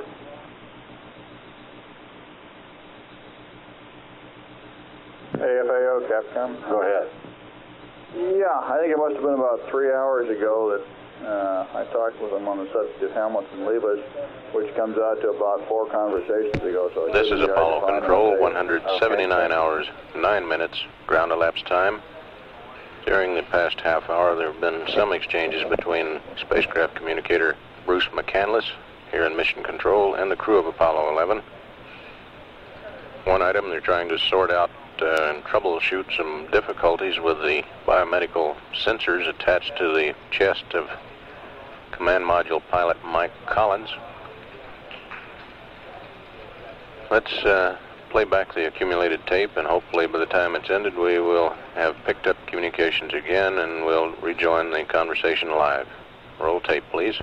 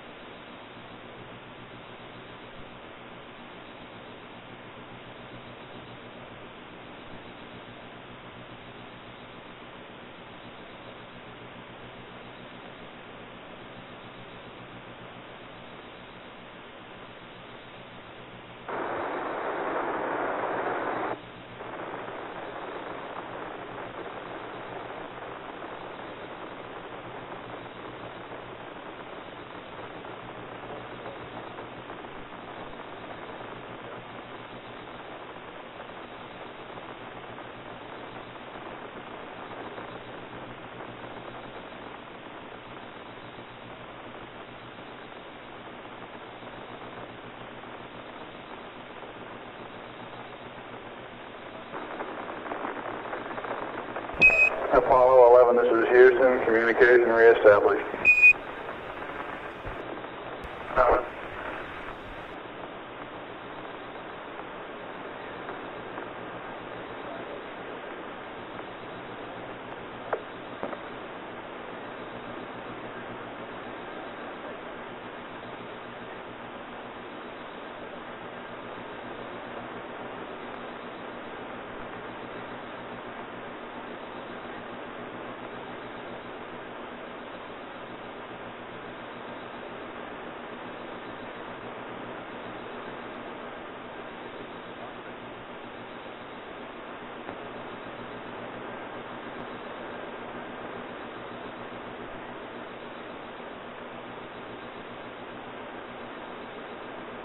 ECOM, flight. Still fine. You want us to confirm Bravo? That's firm flight. Capcom, will you confirm Omni Bravo, please? Okay, sir, Bravo. Apollo 11, this is Houston. Will you confirm you are in Omni Bravo? Over.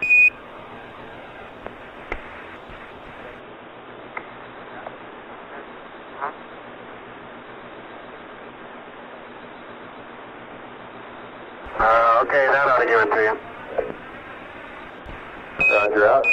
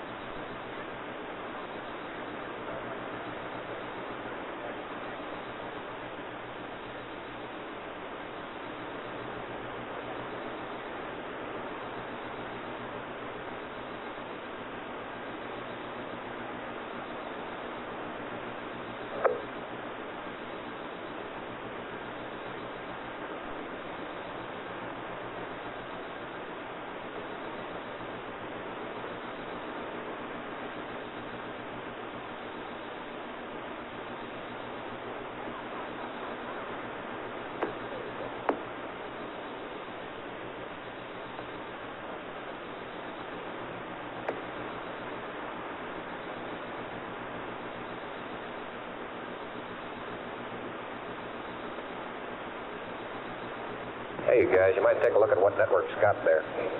See that? Isn't that slick?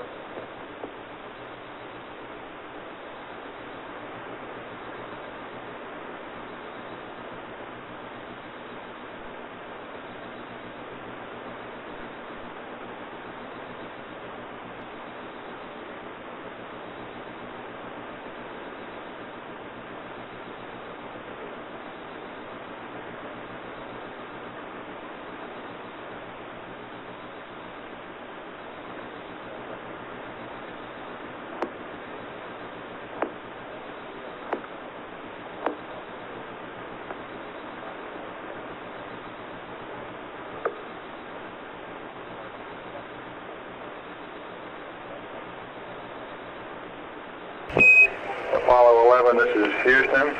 Mike, we're still getting a flat trace on you for the impedance numerograph. Before you turn in this evening, you might try putting some fresh paste in the sensors, and if that doesn't work, the medics have agreed to forget about it. Over.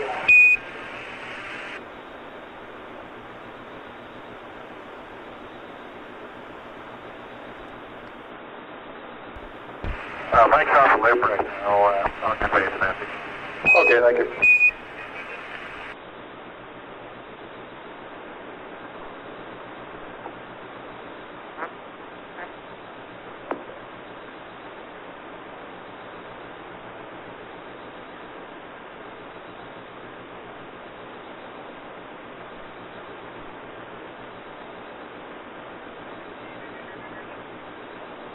Here's the Apollo 11 thing in.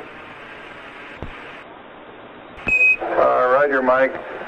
The trace on your respiration rate is still flat.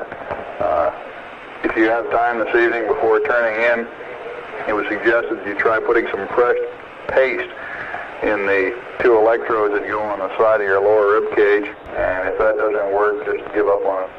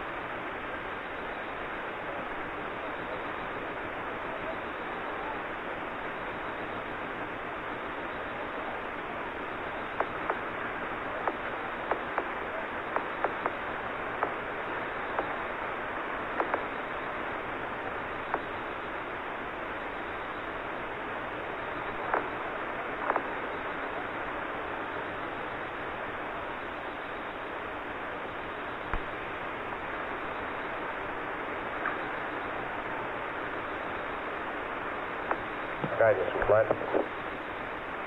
Go ahead, Flight. Just out of curiosity, would you guys like to look at the descent data again? I don't think I can, Flight, unless we played it real time. I don't have a playback mode for the digitals. And one half the recorders is being used by those seismometer people.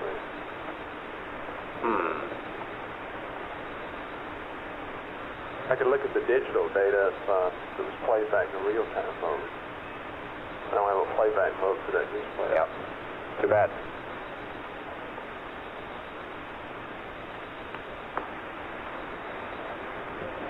Flight 5, need a checkpoint.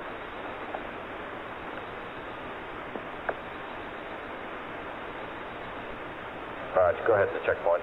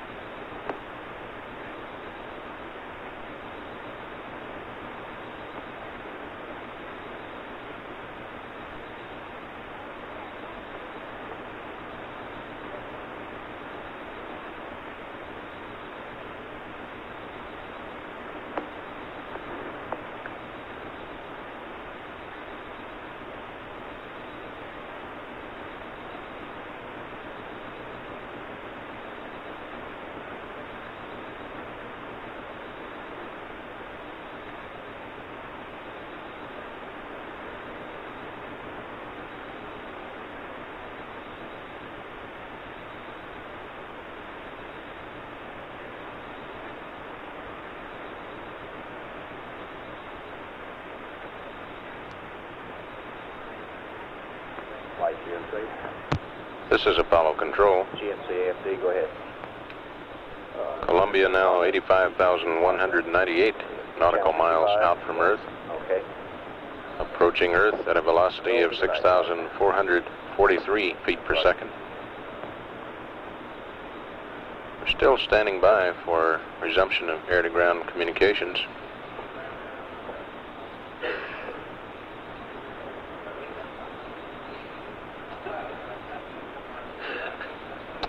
Which may be difficult in as much as Capcom is leaving the room.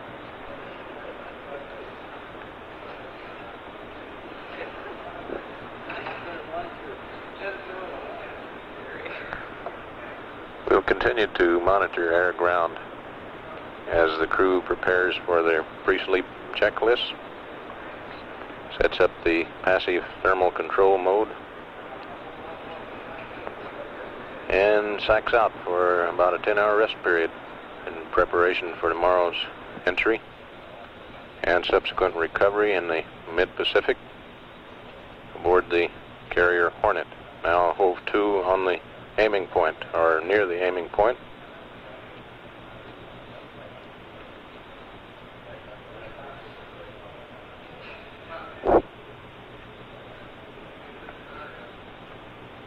Standing by at 179 hours, 27 minutes ground elapsed time. This is Apollo Control.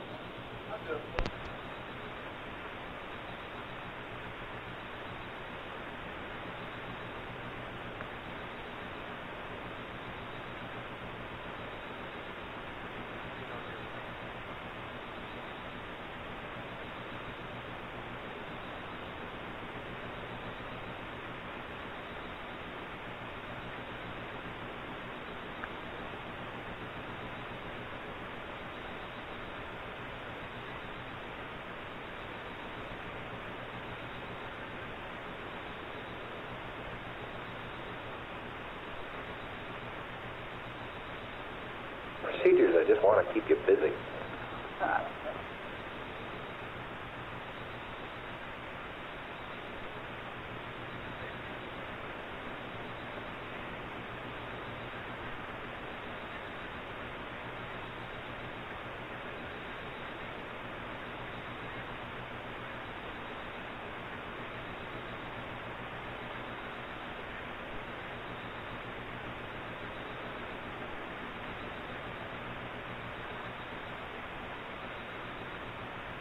Where did we stand in Apollo 10 at this time? Just out of curiosity. On the RCS? Yeah. Stand by one. Sure have done beautifully here. Where did we make it up by the margins you had left in there for mid-course correction? Is that where your nominal came back up? Say again, Mike. How did we make it up there? Was that just the fact that we didn't do mid-course corrections? Well, we didn't do any on 10 either. Yeah, but I mean from your nominal here. Yes, they regained 17 pounds by not doing it. Yeah. Our overall usage for attitude holding, T52s and so forth is down because we've done some T52s now in TTC. And Cape Flight on channel 65. Yeah, I see it. The 10 plot. You can see on that over around TEI time, the line slopes off a lot more steeply than the larger flight line does.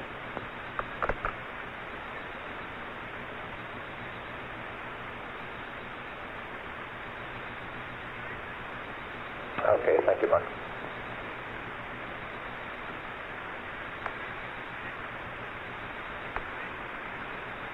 Hi, GNC.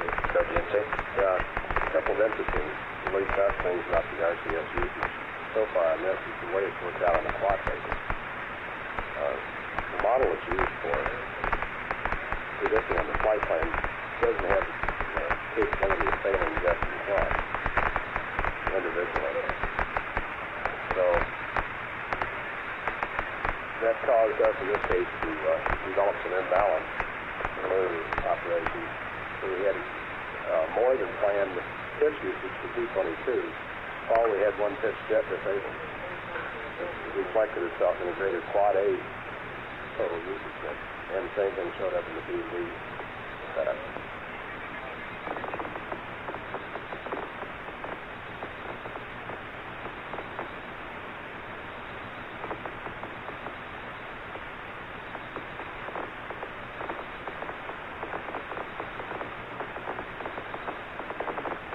Go ahead.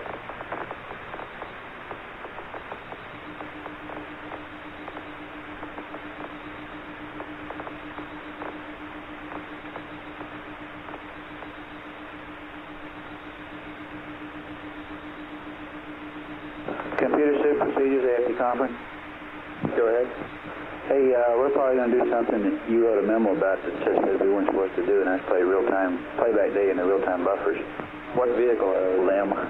So it shouldn't bother you, should it? Well, it's going to bother him if it bothers anybody, I guess. Let me In what area? Some of the comps.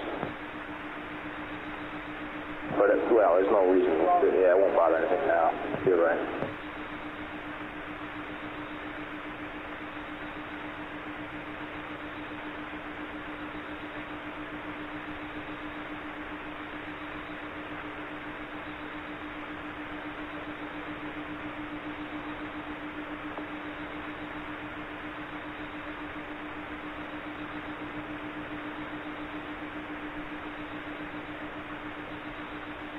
Computer said procedures? Go procedures. Yeah, you said okay, right? Yeah, it won't hurt anything since we're not planning to see any more of that stuff. Okay, thank you. I hope we don't see any more.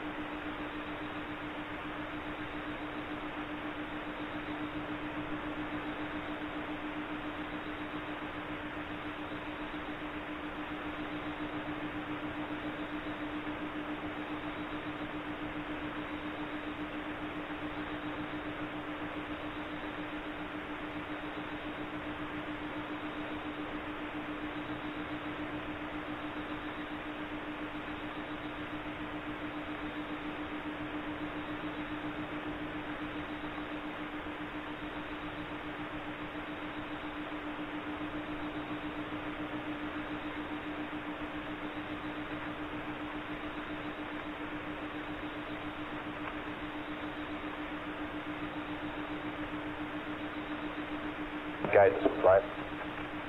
First flight. Larry's going to give us all the proper instructions for looking at this thing. Second flight. Larry's going to give us all the proper instructions for looking at that playback. Oh, okay.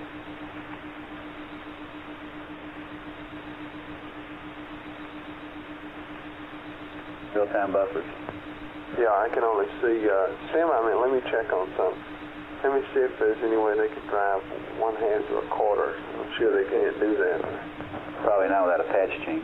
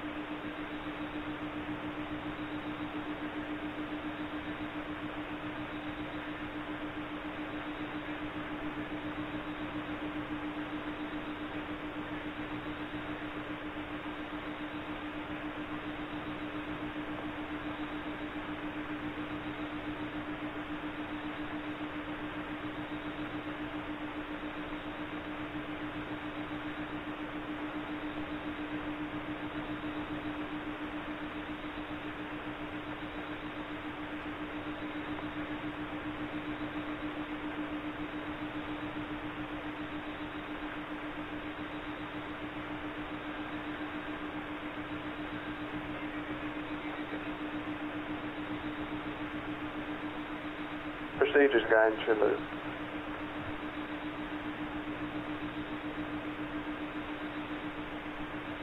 Procedures guidance on AFTCON.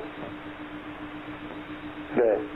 You're going to put it in the real-time buffers? Roger, for the wind. Let's see now, does this require any special RTCC processing, I wonder? It's just like regular data throughput, I guess. Okay. You guys think I better ask Fido if you got any limb vectors? Yeah. You still using limb vectors? Shouldn't be using them now. Okay. You might ought to tag up if it bothers you. Right. Fido procedures? Go. Hey, you got anything on the limb vectors? Got any kind of data on the limb vectors? Yes, sir. What kind? Tracking data. How about that? It's where we're putting all our data. Can you override limb playback data in the real-time buffer? Came out of your vectors? I don't know. Stand by. Procedures guys. Okay. What's going to happen to our real-time data we're getting now? On the CSM? It'll still be there. How do you do that? Just select 5 and it's going to be ALDS data. And he just decoms limb and LGC and Oh, you ADS. just take another site, huh? Yeah, another site ID. It'll be ALDS data. That's what will show up on the boob tube. Format 1. Just make it look like you got another site with data. Yeah.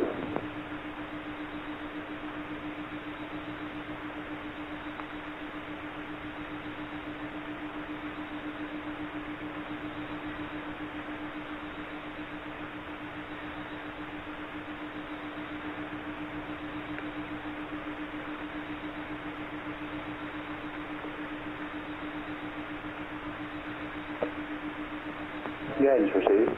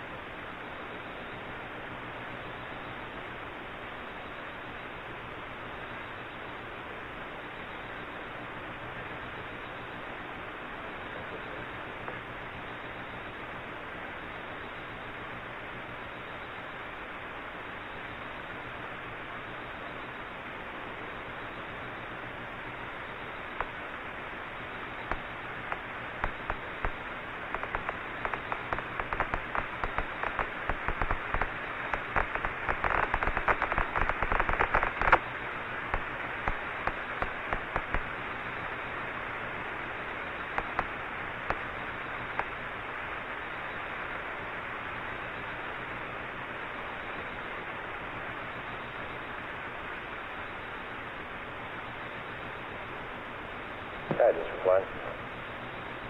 Fifth line. How come you don't have any playback format? That's a good question, probably. That's something I guess after the mission you ought to look into. Yeah, we got caught in a similar situation with the launch phase type. I remember we got hung up in D in the same fashion. We're in the same situation with the launch phase displays. We did not have playback. Yeah. I don't think we'll be able to see anything but the digitals here. I don't think I can get the recorders split. Okay. One running real time and the other one running on outset. Yeah, let's just watch the digitals.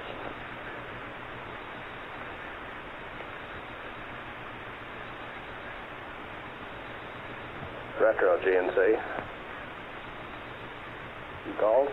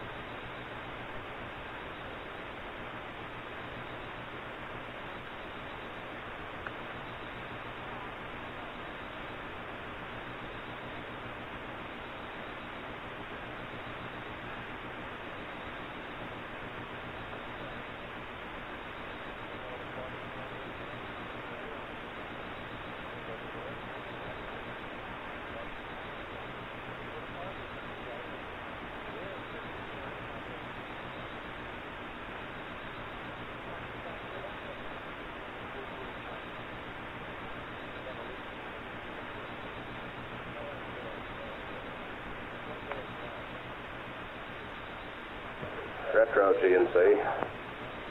FAO, you got any report in the weather out there yet?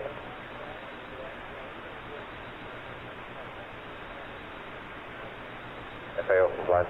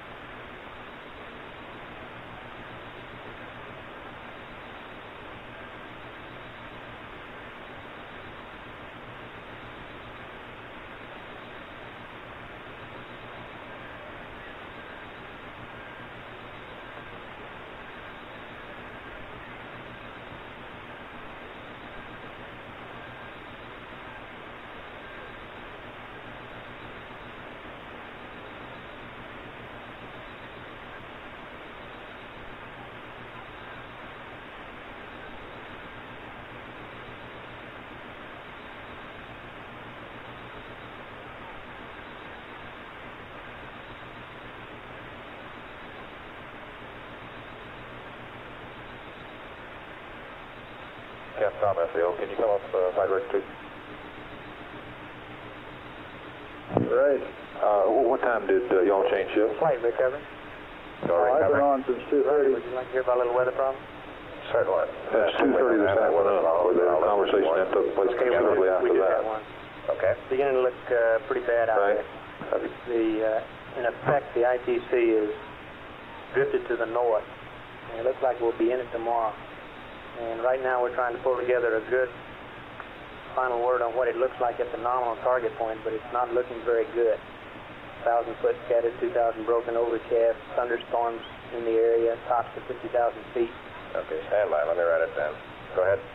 Okay, 1,000 foot scattered. Roger will probably give you a better one. He's trying to get 4 or 5 people together, but this is generally what it's running at. 1,000 scattered, 2,000 broken, overcast, thunderstorms in the area, tops to 50,000 feet, scattered rain, visibility 10 miles, except 1/2 to 1 mile in the rain. Stand by.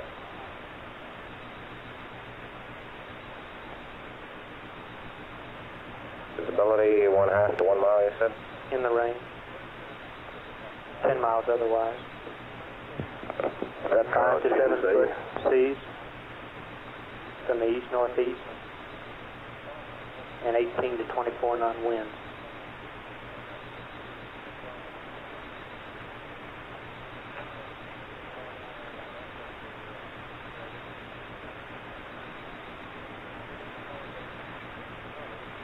Okay, when are you going to have a final word on this now? Right now, Roger, the weather people are waiting until about 8:30. They hope to get a picture in, which is going to give us the final thing. I'm also waiting word from CDF 130 in the Pacific.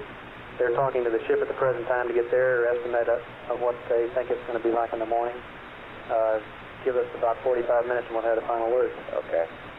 All righty. Thank you. Roger.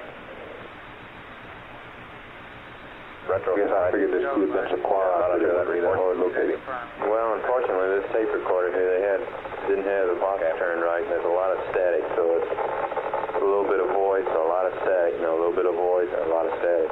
Well, look, if it's that hard, I just asked Flight. Proceed. No problem. You guys got calm down. A little misinformation. We got. That might be the easiest way of doing it. We'll continue looking. Okay. Great. Then let's forget it. Okay. Thank you. Right, FAO. Okay. Calling flights again. FAO. We have had some difficulty with knowing exactly what they said about the EVVA visors and the helmets. The previous FAO thought that they said they stowed the helmets in the normal location. Okay. The EVVA. Let me ask you a question. Have you gone through the voice transcripts they have over We there? have been trying that flight, but the box on that thing wasn't working properly, and so there's an awful lot of tape, and we're finding it extremely difficult to Okay. locate it. No. They have voice transcripts that we get from the PAO people. And if it came down on the downlink, it'll be there. I've You not got a seen time. that. No, I've not seen that. AFD, you want to help them with that?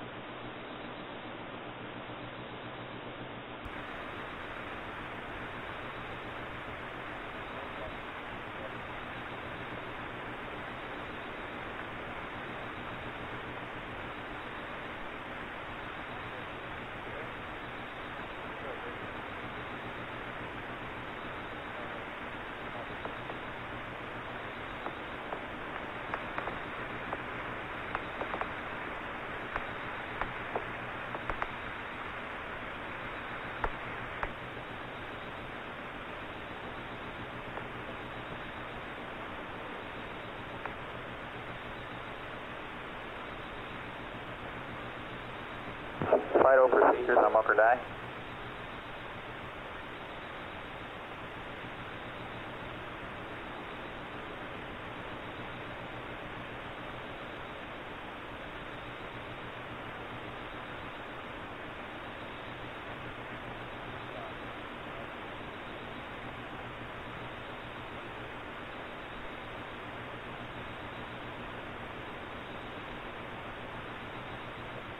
FIDO procedures. Retro flight. FAO, Capcom. Yeah, how far would you have to go down range to go to that stuff? again. Okay, we have to I just fly got a 150 miles downrange. shit here. It says references the cruise comment at GET of 177.56 as the time of the transmission. And The present stowage of levers is in the hatchback. The stowage is not consistent with recommendations made by CHIT Charlie 98. Want to take a look at this? Yeah, let me come down there. And that's the way we're approaching it right now. It looks like we're probably flying about 250, 300 miles downrange. Yeah, but I don't think the recovery forces could move that far in that time, could they? I guess they could. That's what they're saying. That's about their limit, somewhere in that area. Okay. They'd have to make some knots, so they'd have to, if they got started 5 hours from now, they'd have to average about 30 knots, I guess. I guess recovery can let us know. Flight recovery. Oh, recovery? Right. We're keeping track of that, and they can go up to 30 knots.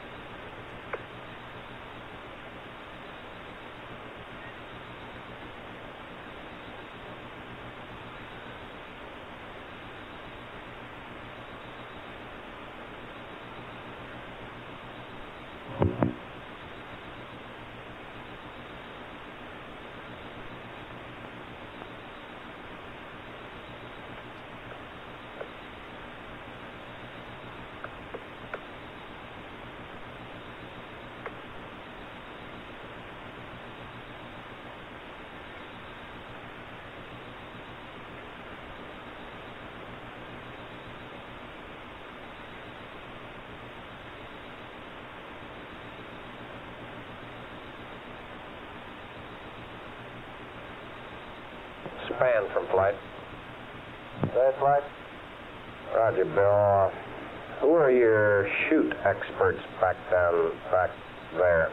Question being, we need some data on guidelines we'd like to give to the recovery forces on wind loadings, gust loadings, and the risers and all that jazz when going through light thunderstorms.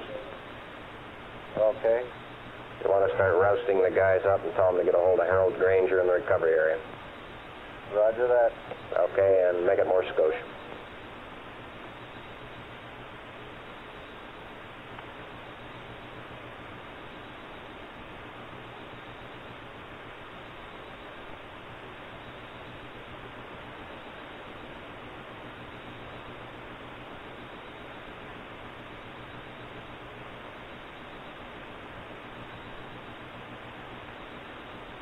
Expand from flight. Go ahead. Roger. You also might get some of your structures people that worry about such things as spacecraft structure and versus wave heights and that jazz. Roger that. Okay, the mission rules presently carry like 8 foot, and at the present time it's running about 7 foot is what they're saying. Okay. Knew I'd find something to stir you guys up back there. Thank you. You're welcome. Anytime.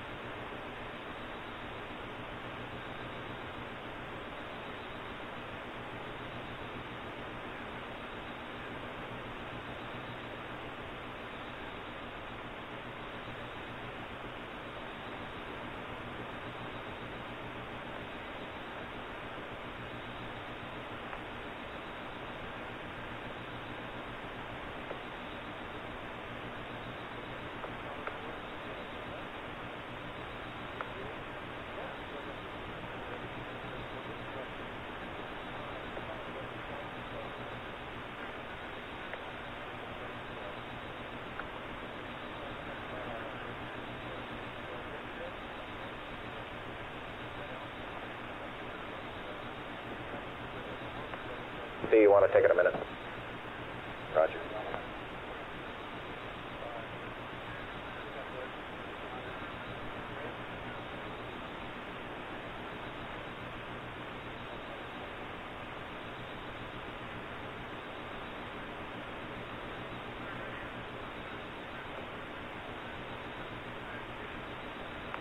Guidance received.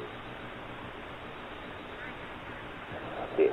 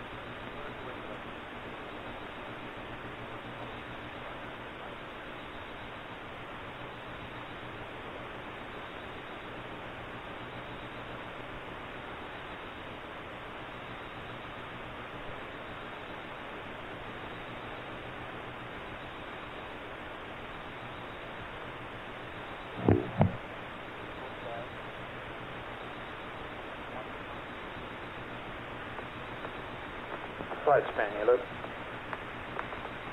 Go ahead, Span. Could you give me those, that C-state and ceiling again? Say again, Arnie? Would you give me that ceiling and C-state again that you called out? I'll tell you what I'd prefer you to do, Arnie, would be to get it directly from Harold Granger in the recovery room. I think you ought to work directly with him on this. Okay. I just don't want to get everybody up in the high gain mode until we get a chance to look at it a bit more. But I think you guys ought to start working directly with him. Okay.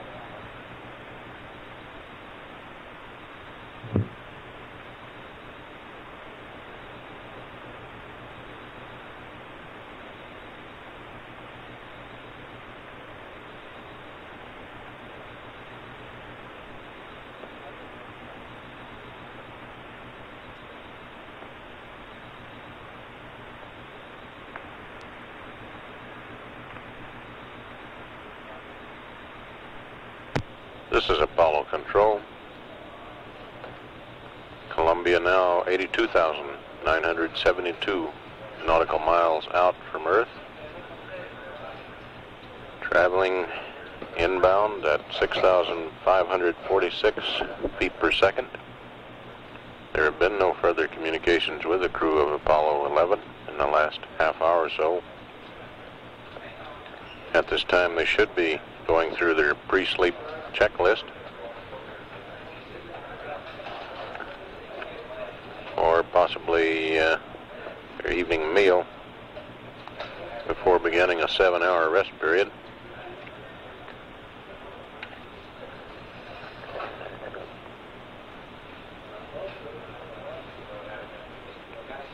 We'll take down the circuit at this time and come back when and if the conversation resumes prior to the time the crew begins their rest period. At 180 hours, 3 minutes, ground elapsed time, this is Apollo Control.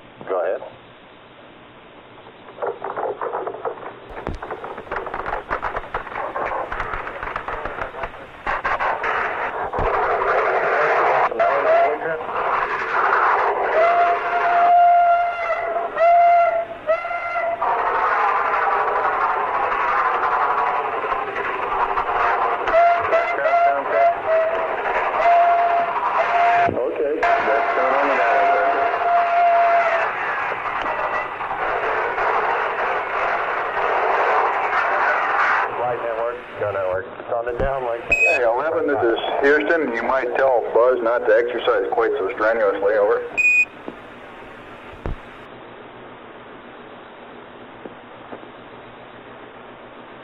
What's the problem? Say again? What's the problem?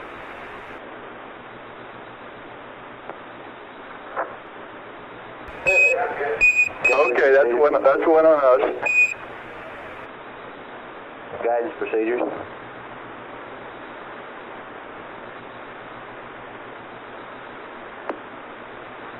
Guidance procedures.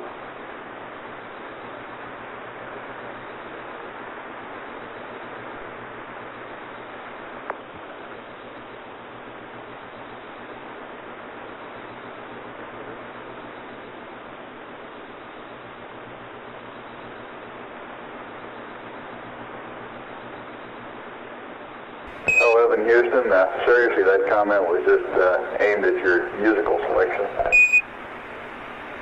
Okay.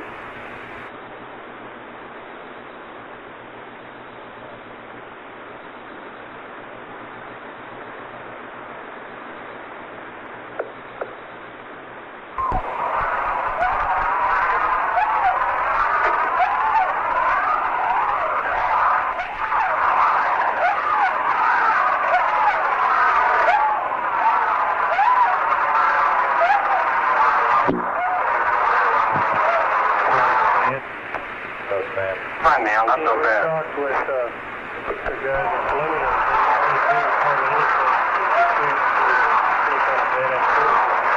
And we're going to notify Mo. And we'd like to know what your plans are as far as when you're going to make your decision. We're going to wait until we get some further recommendation from the You have an ergometer. satellite fix and a few other things. Okay, but are you going to try to talk to everybody before you go to bed? What was that, real-time exercise? We got about another hour or so before them going to bed. Just run on the ergometer. Roger.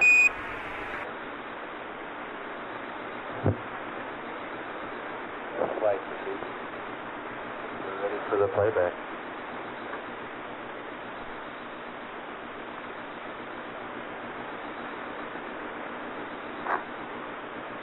Covered. Flight. Flight network. Go network. Call. Negative. Recovery. Flight. Go ahead, Flight. Raj, when did you say you were going to have some more dope in that weather? About 9 o'clock local, you said? That's affirmative. Okay.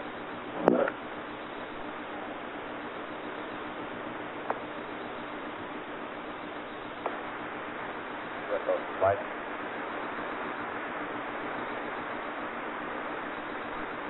Yeah, do you want to give me a list of our options here? The boys are with us. Okay.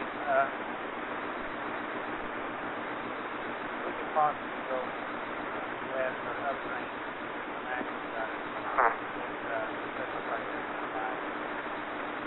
Our other option is downrange, and we have to go about 150 miles. Guaranteed about 150. Say about 180 miles? 150 miles. And we can go further than this. We can go up to 300 miles with no problem. You got a plot down there that shows all this, don't you? We do have plots, and right now we're running specific trajectory that we're on and verifying our numbers. Okay.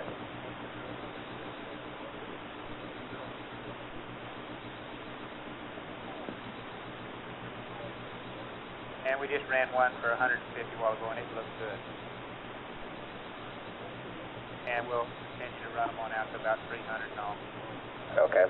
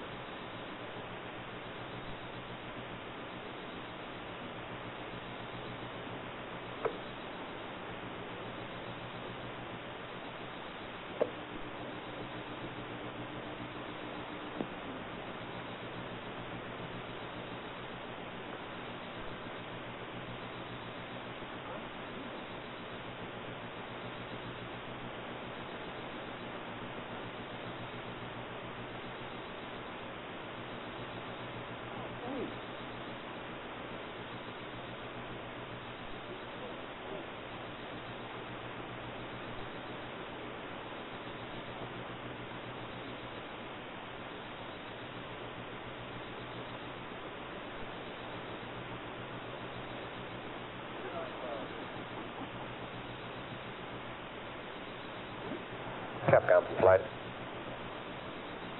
Yes, sir. Why don't you find out what the crew's plan is for starting their pre-sleep checklist? I want to get an idea as to how long they're going to be awake. Tell them we're starting to look at the weather, and we'd like to give an update on the weather status probably just shortly before they turn in.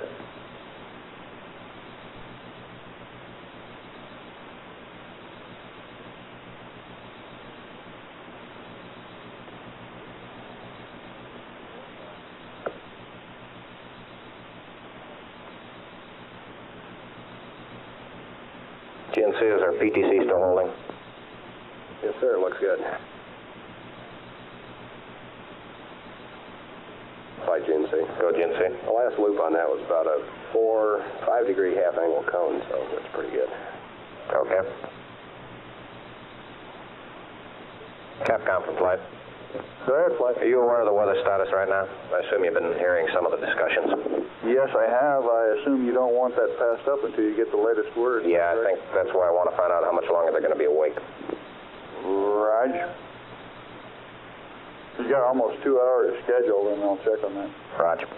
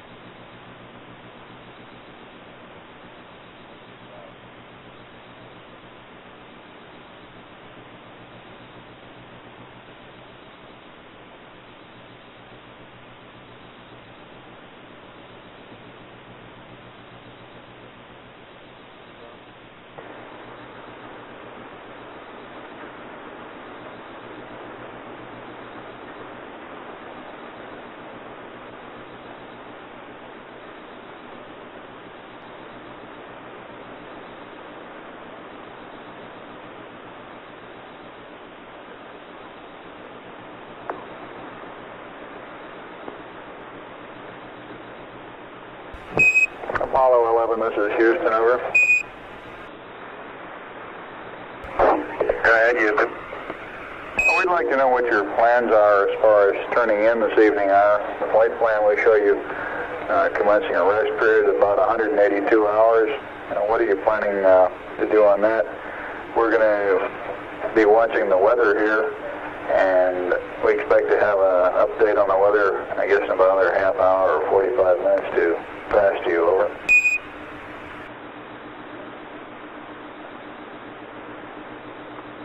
We're going to probably stick with the flight plan pretty much. We are going to check the light in the northwest corner of U.S. and southwest corner of Canada. If we can see up that high into the northern hemisphere, other than that, we'll be on the flight plan. Roger. For your information, the laser from McDonald Observatory in West Texas will be up about 181 hours and 30 minutes on for 1 hour, you should be able to spot the Earth out of the number 1 window every time you pass roll 357 degrees, and they, of course, are in West Texas. Over. Okay, thank you. Hey, Bruce, this is Kent. Yeah. You got just a minute? Yeah, I think so. How's the weather for the recovery area looking? Well, we're working on that. It doesn't look so varsity right now. We got 1,000 scattered, 2,000 broken, overcast, thunderstorms, tops to 50,000. How about the number 5 window? Stand by, please. Sure.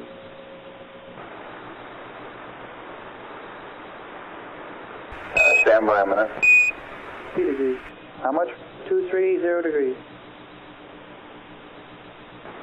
Roger, for the number 5 window, that'll be every time you pass 230 degrees in a roll. Over.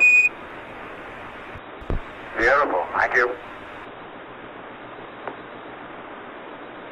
You guys are on your toes down there. Must have a new star chart. Must have a new star chart, huh? We've got a fresh FAO here.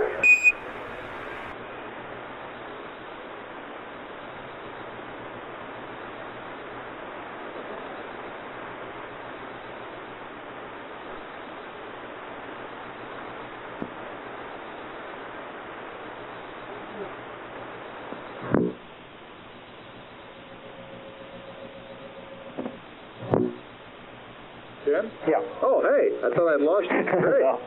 I'm sorry, they called in for a new set of angles for looking out the window. Thunderstorms tops to 50,000, 10-mile viz, half to 1 mile in rain, winds 18 to 24 knots, seas, I think they were calling them 7 feet east-northeast. So right now we're waiting on a late satellite observation, and there's a good possibility we might make a mid-course 7 burn to try and move the entry point out of there. Okay, are there some areas that look halfway decent? Yeah, it's not a really widespread thing. Basically, it's the intertropical convergence zone, apparently, that's giving us problems. So if you just went a little north or a little south of it, 50 or 100 miles would probably be okay. Okay. What time would you be doing the mid-course if you do it? I don't know yet. Have to be pretty soon, wouldn't it? Yeah, I imagine it would be, really, because you wait until it's time for 7, you're in pretty close, and you're really whistling Dixie. And the longer you wait, the more it costs. Right. Okay, well, if This you is ring back in Apollo about Control. an hour, 180 hours, 25 minutes, round elapsed time. I'll come by then. We have some 4 minutes accumulated tape and recent transmissions between Columbia and the ground. We'll roll these tapes at this time.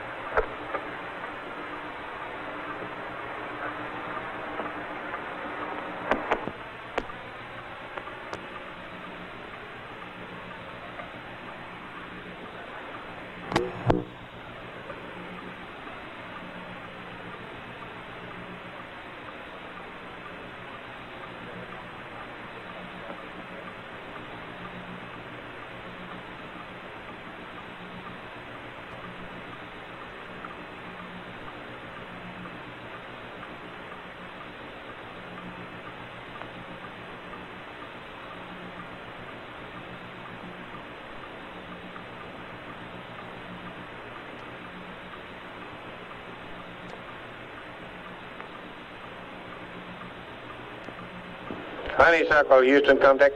Net 1, voice check. Honeysuckle, read you loud and clear. Roger, read you the same.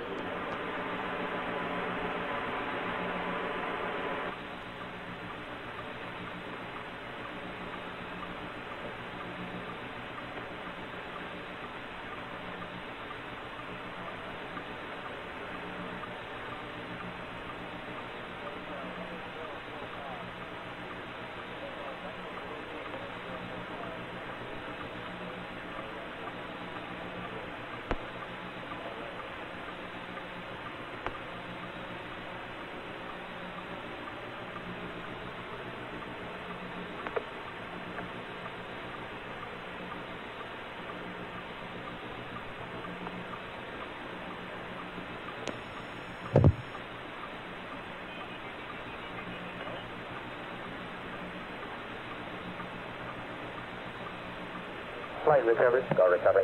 Right, we're going to have to get another 30 minutes or so to gather up this weather information from Washington. They're getting it now, but it's a long, slow process. Okay. All right?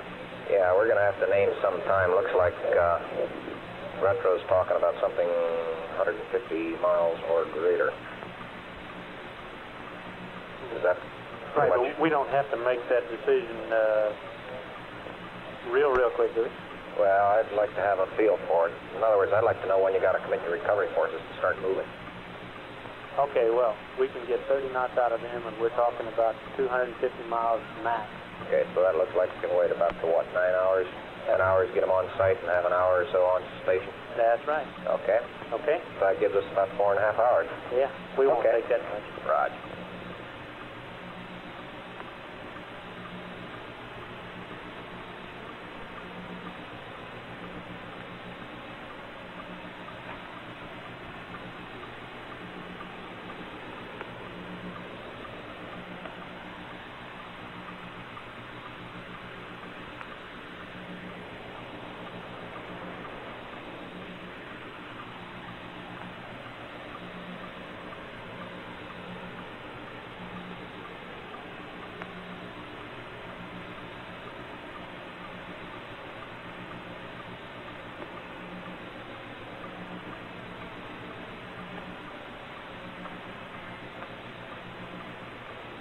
Flight Fido, need a checkpoint. Roger, Fido.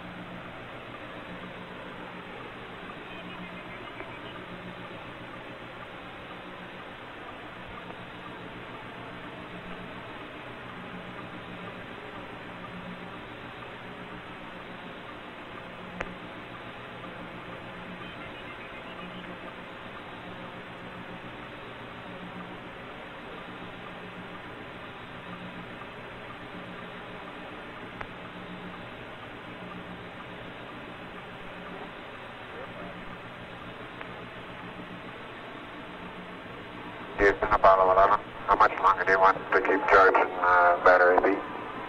Copy. PCOM, how much longer do you want to charge B? Go ahead, Party. How much longer do you want to keep charging B? It's due for about another hour and a half. We can terminate any time we get it. Copy, Capcom? Yeah. 11, this is Houston, and nominally we're looking for about another hour and a half, but what we'd like to do is continue charging until shortly before you turn in for the night. Over. That'll be fine. PCOM want to charge A again at all? Negative. Negative, 11. Okay.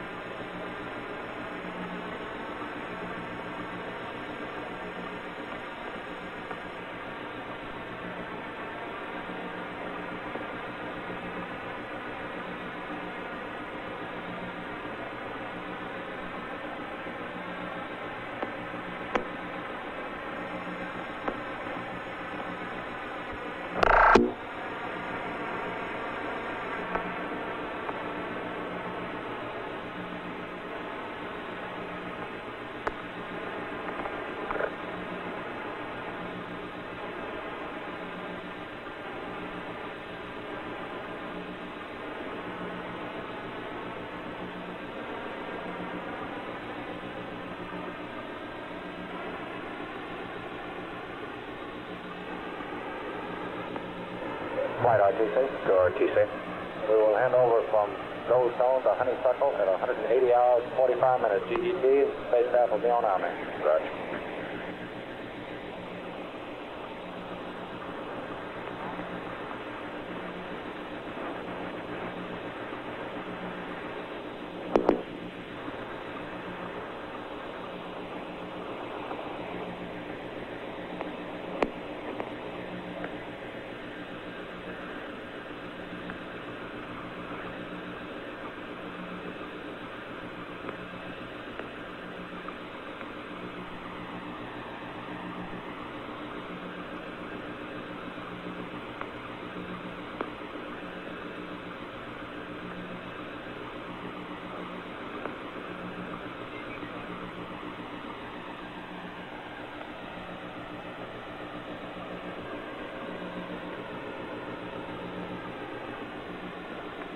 Go ahead, Contact. Yes, sir. We're going to have a handover to Goldstone here in 180:45, sir. I mean, from Goldstone to Honeysuckle, sir. Okay.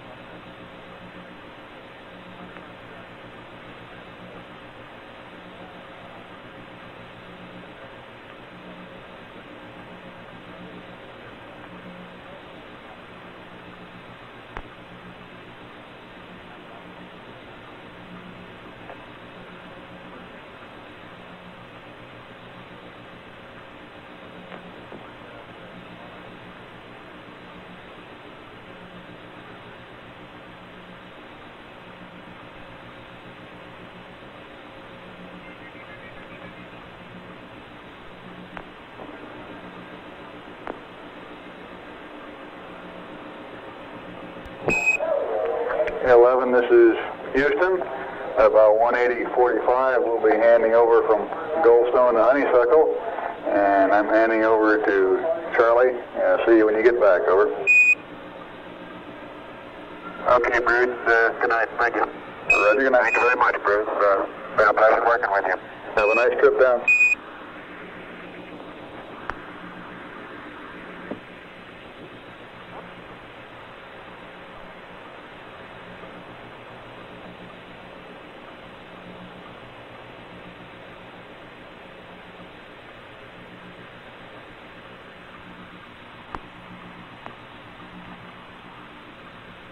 Capcom contact. Is Bruce there? No, he's not. He just unplugged. Okay. I just want to tell him that he did a terrific job. Okay.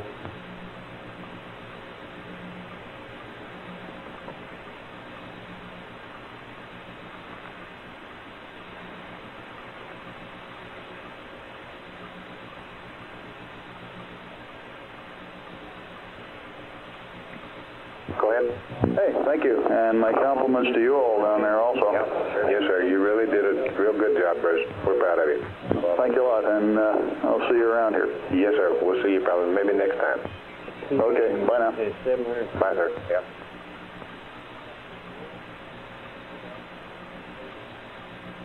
You went into 66 about 500 feet, didn't you? I think so. Let's see.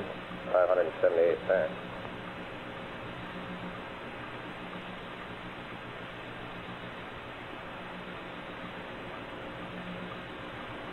There he goes, 66, 500, right about 500. Yeah, 57 foot per second horizontal there. 60 foot, 55 now.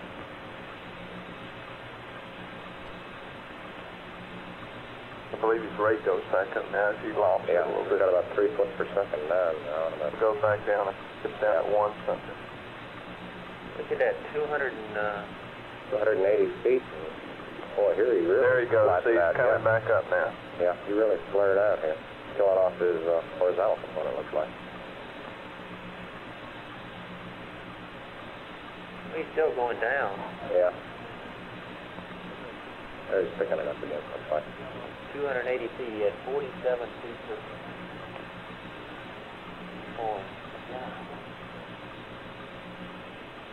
Looks like when he flared out there, he was doing mostly braking there. Yeah. Still 9% on the gas, though. Yep.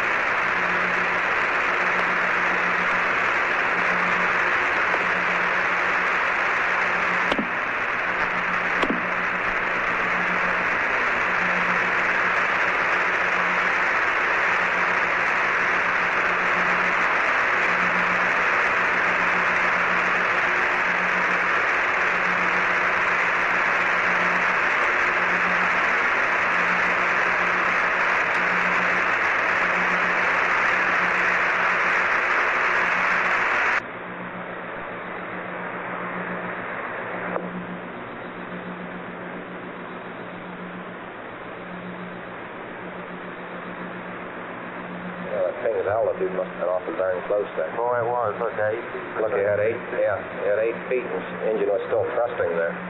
I think he shut down because he's already on the ground because he's got 413. Yeah, he's been down. Yeah, he's been down a little bit. He put 413 plus 1,000 Yeah. in there. So He he's did down. too.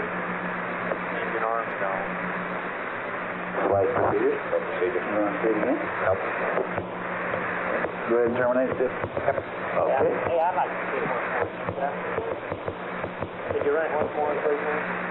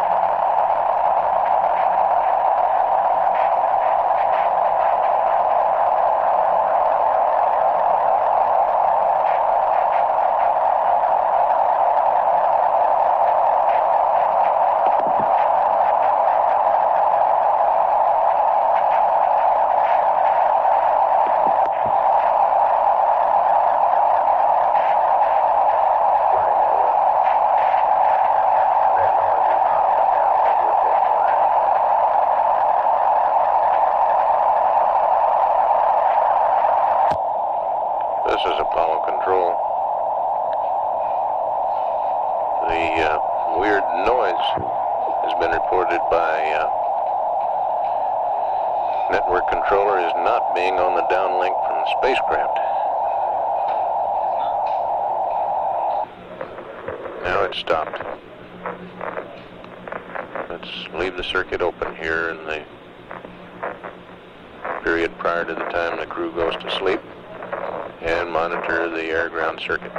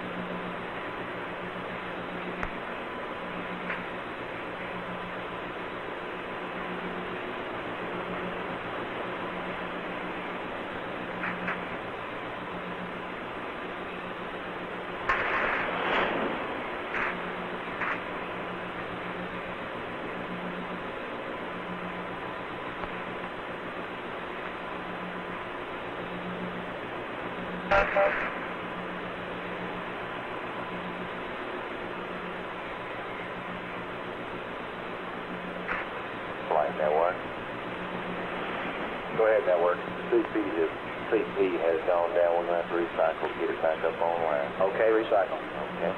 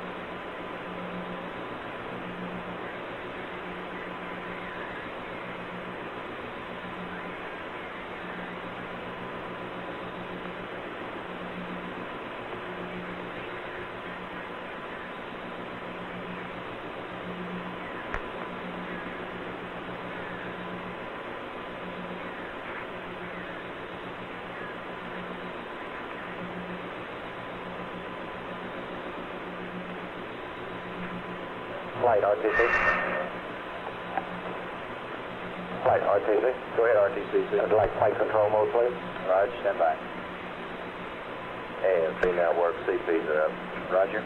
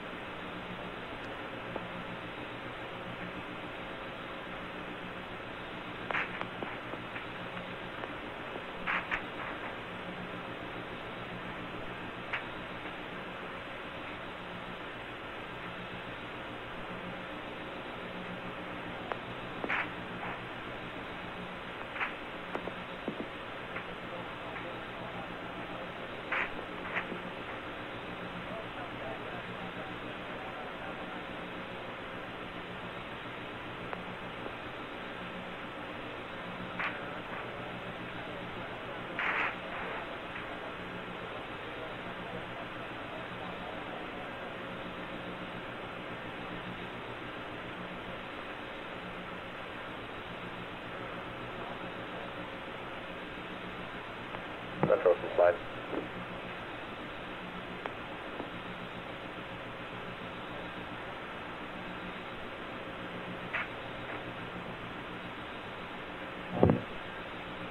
Go ahead, Clyde. Bobby, how far do you intend? If you got a feel now as to what range limit line you intend to shoot for? We're looking at 1,500 total range right now. 1,500. Roger. Okay, and that keeps you about 100 miles below your EMS limit line? You got a 1,600-mile range line on that, haven't you? I'm not sure, Clyde. I think so. Okay. That's affirmative, Clyde. Yes. Okay.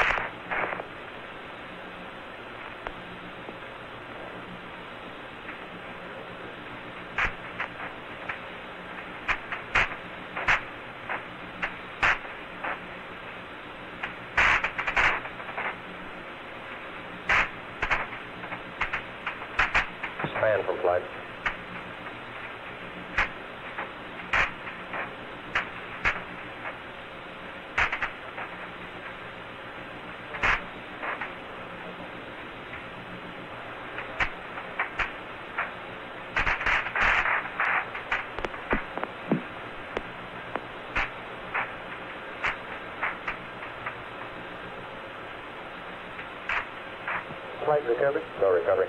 Right, I think we've got a consensus in here if you want to get retro and everybody together. Okay, I'll tell you what. We got an extra Capcom down there, so I think we'll put Dave Scott to work with the span to sort out all that discussion back there, and Charlie and I'll come in and get briefed. Roger. Okay?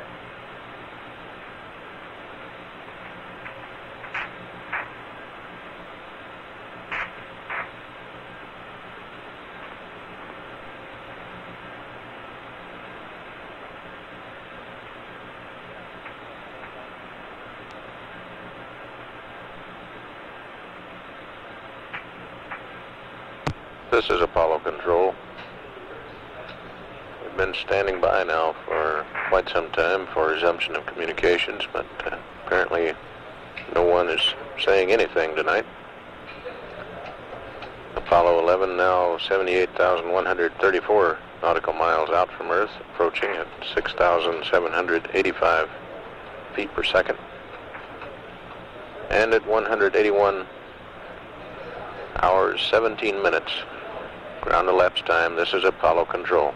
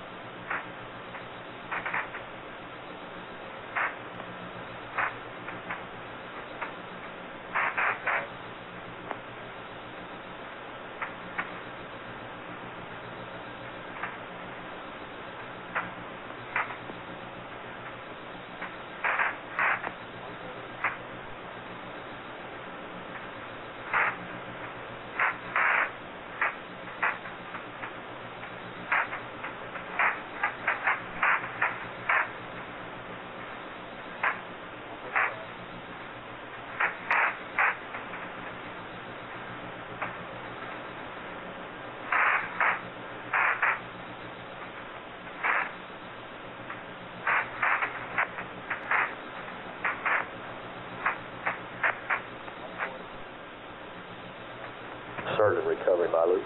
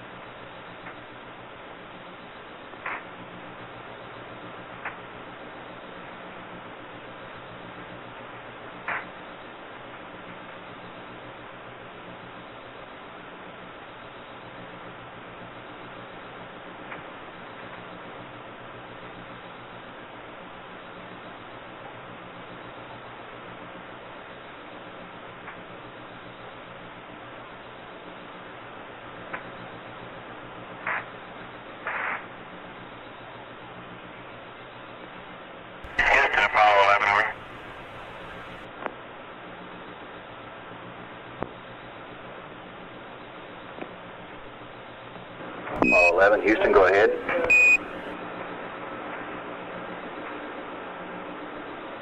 Roger, Houston. For retro, I have the anticipated location of all the entry stowage, and I suggest you pull out the entry checklist and we'll go through those maps in the front of it. Retro AFD. Apollo 11, Houston, could you stand by just a few minutes? Charlie and Flight are out getting a weather briefing. They'll be back shortly.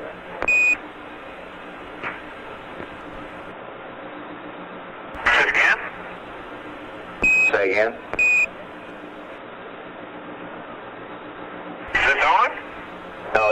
this is Chuck Lewis. Charlie Duke is out with flight getting a weather briefing right now. Okay. You're not drinking coffee, I know. They'll be back momentarily.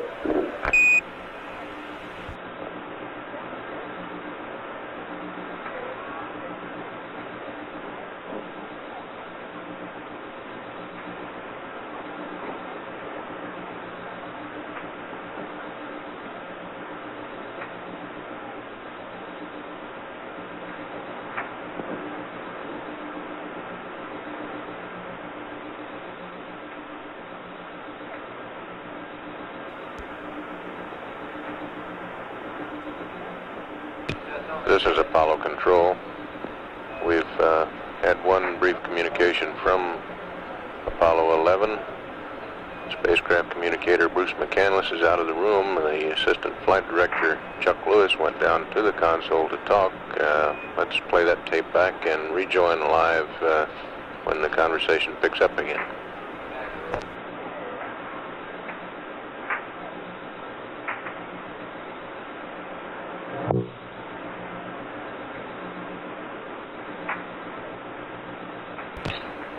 Stand corrected. That's Charlie Duke on the Capcom slot. Bruce McCandless in the last half hour has been relieved.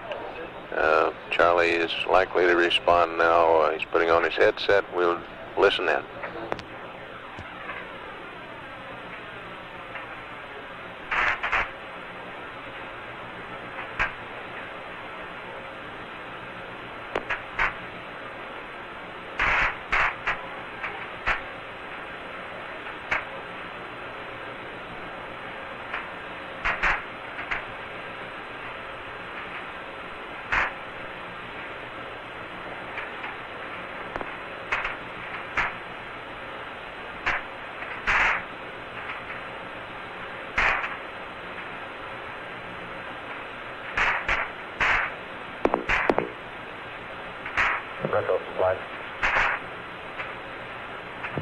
Will you give me the target latitude and longitude, please?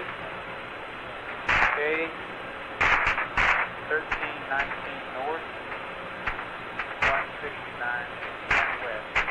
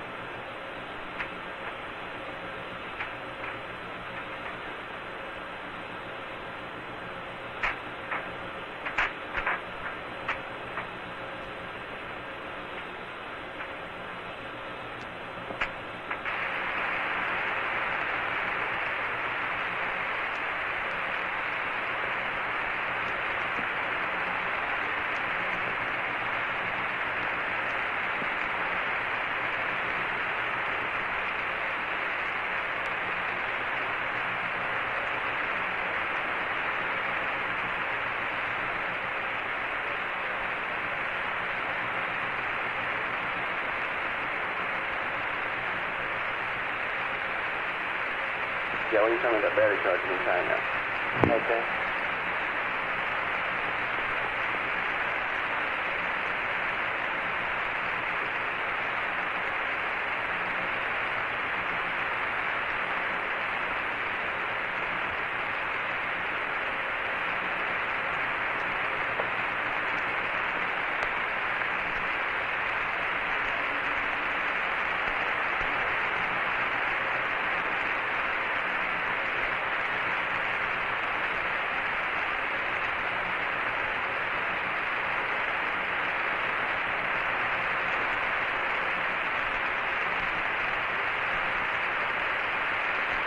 Okay, Capcom Retro, you almost done? Yeah.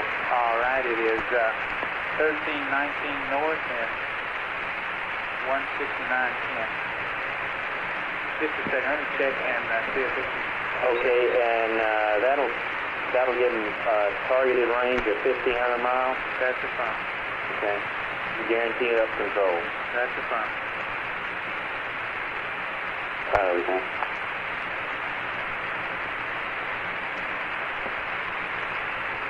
Every time over there. Hey, Fido Taxi, that's Detroit.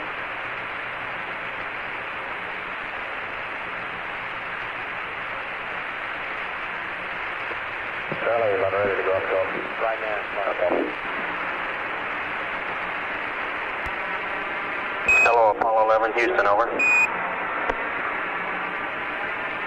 Roger, Houston, Apollo 11. Did you get the word on the entry checklist? Roger, Mike. We sure did. We're ready to talk about it if you are over. I think the quickest thing is go through page by page the first part of the entry checklist where it has a map. Starting on the page with compartment L2 and L3. Are you with me? Roger, with you. Okay, L2 is as shown, L3 is as shown. There's about half the food remaining in L3. Roger. Where it says note, the CMP PGA is located in the L-shaped bag with the other two PGAs. The LEM shield was jettisoned with the, the CMP's helmet shield was jettisoned with the LEM, and his helmet and gloves, instead of being in the sleep restraint, are in the hatch bag. Okay, let's see now. Your PGA is in the L-shaped bag with the other two PGAs, and your helmet and gloves are in the L-shaped bag instead of the sleep restraint. The helmet and gloves are in the hatch bag, the great big bag that's underneath the left-hand couch that you put the hatch in. Roger, I thought that's what I copied. Okay, go ahead. Okay, the next page is identical. Except nitpicking point at R1, we got the entry checklist. Other than that, it's identical. And the third page has got some changes. Go ahead. In A1. Are you with me? I'm over there in compartment A1 now. Go ahead, Mike, over.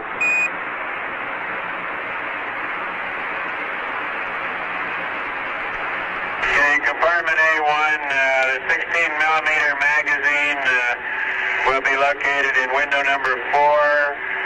Instead of 5 tissue dispensers, there's only one of them left.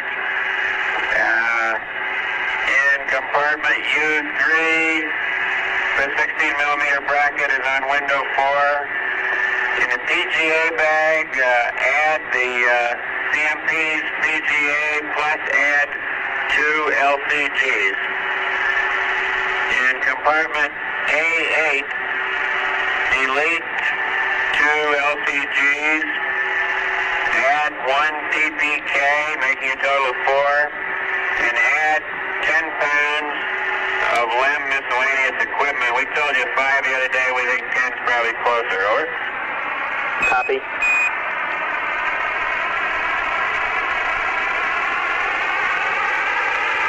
That's all the changes on that page. Ready for the next page? Right, go ahead, Mike. The next page stage in compartment B1, we estimate about 15% of that food is remaining. In B2, we took PPK out of there and put trash in it. In B3, the 16mm cable, the 18mm lens, and the right angle mirror are on window number 4. And that there brings you all up to date. Roger. How about the levers, Mike? Where'd you put those, over?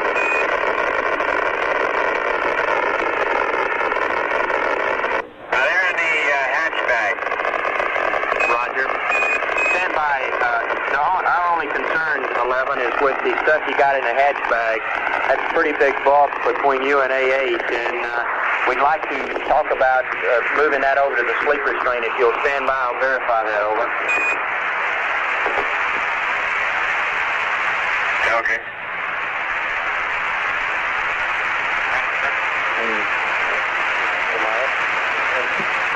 Looks like in pretty good shape, except for those helmets and levers in the helmet bag. And there's nothing in the sleep restraint.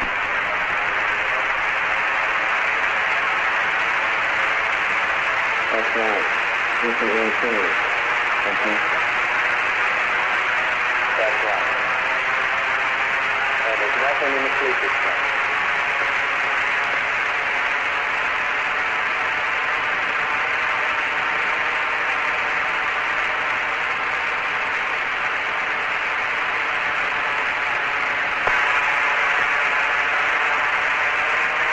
Is that okay? You want to recommend going to the, just taking that stuff in the helmet bag and putting it in the sleep restraint and the lights off? Okay. And lights are down. 11, Houston, our recommendation on the gear you got in the helmet bag, the hatch bag, would be to remove that stuff and put it in the sleep restraint under the right couch. The reason is that the hatch bag straps are only configured for 0G, and it's a pretty difficult job getting it lashed down. With the gear in the sleep restraint, it's a pretty standard lash down procedure, and you can also use the beta cord that you have on board. You concur, over.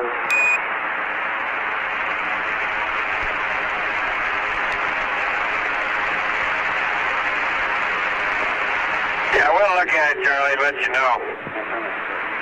Roger. And I've got a couple other things, Mike.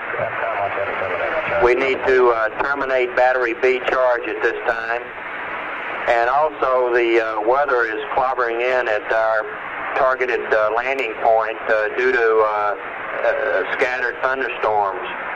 We don't want to tangle with one of those, so we're going to move your aim point uprange, to be downrange, to target for a 1,500 nautical mile entry, so we can guarantee uplift control.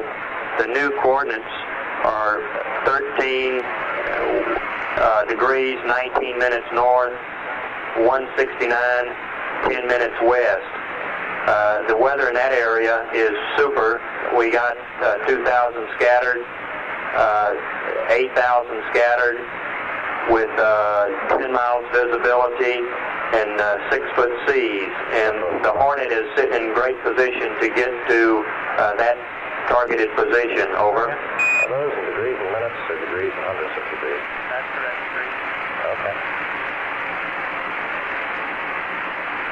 Roger.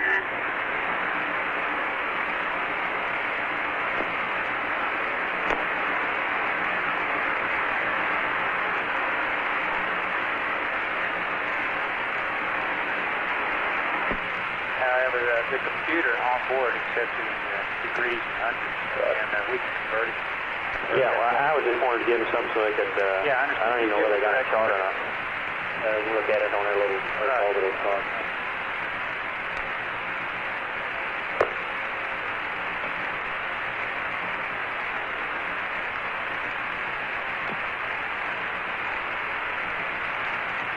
Flight FL.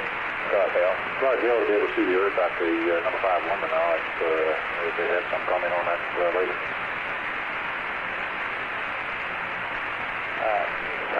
advised them that to look at it at their discretion. Right. I think we told them, in fact, I think we gave them a pointing date for the number 5 window, didn't we? Right. Okay.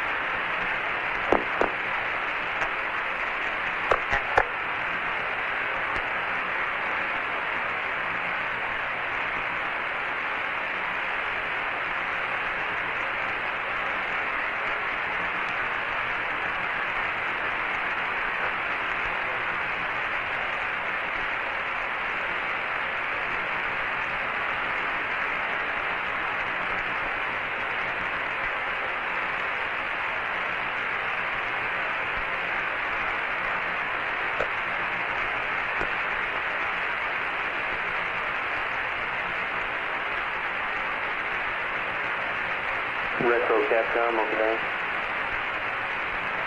Go ahead. Tommy, you have a diagram of this? Yes.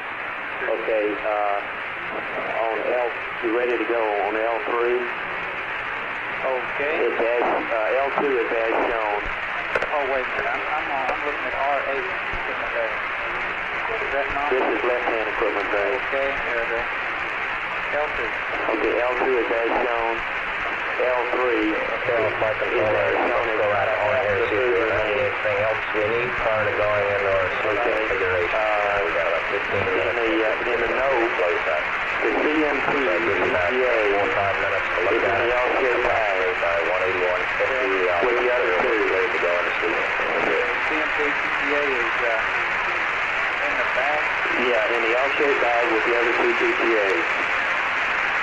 Okay, the CMP helmet and gloves right now are in the hatch bag, but I think we're contacting them and moving that. The rest of the things are just, and although the CMP seal was jettisoned with the lens. So the seal is jettisoned? Yeah. Okay. Okay, on right-hand equipment bay, it's as shown. The right-hand equipment bay? Yeah. Okay. Say again? That was the previous page. Yeah. Okay, on the aft bulkhead, in A1, the 16mm magazine is in 1:4. Okay, the 16mm bracket shown in U3 is also in 1:4. 16 brackets. Okay, in A8, there's 10 pounds of miscellaneous limb gear.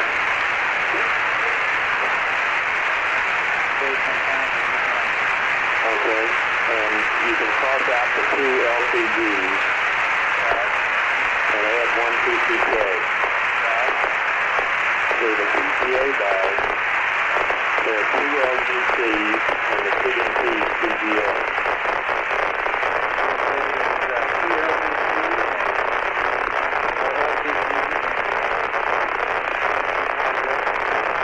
The CMP CGA. And that's okay, and on the lower equipment bay, in B1, there's about 15% of the food remaining. Lower equipment bay? Yeah, B1. 15% of the food. Right. Okay, B2, you can cross out the TPK and add crash.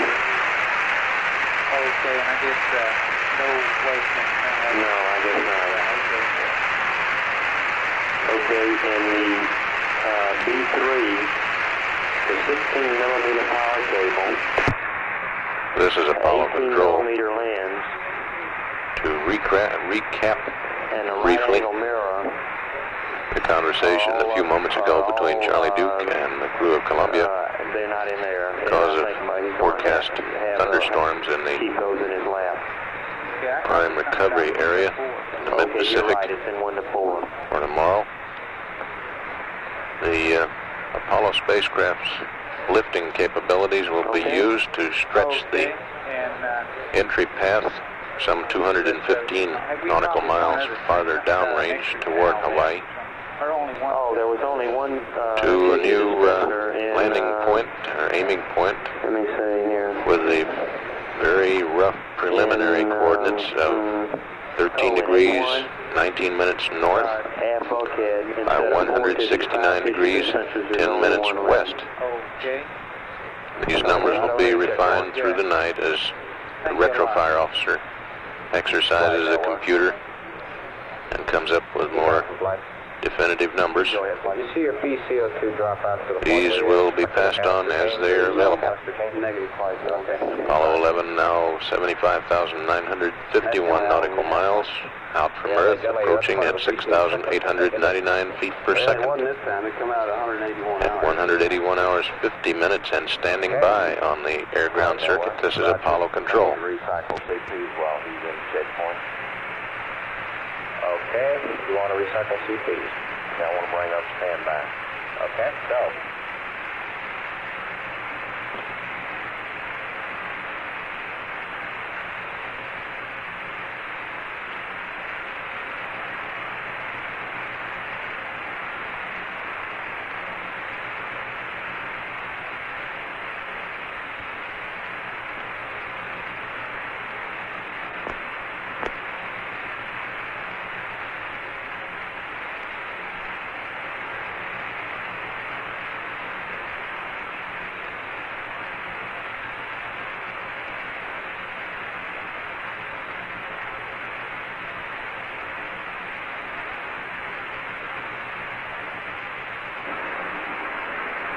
Apollo 11, Houston, some of the general last-minute updates here. On the entry, we were told you on the camera to set it at 50 feet. Turns out the biggest number on the camera is 25 feet, so just set it at infinity. Over. Roger, 30.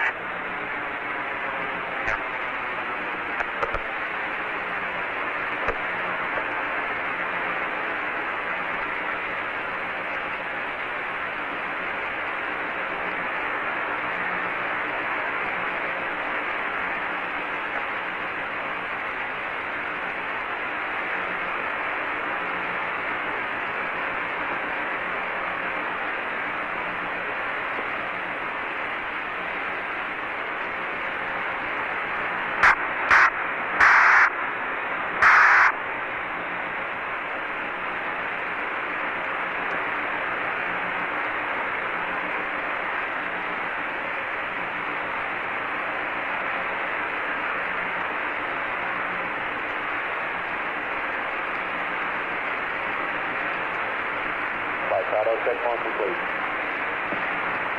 Right, better.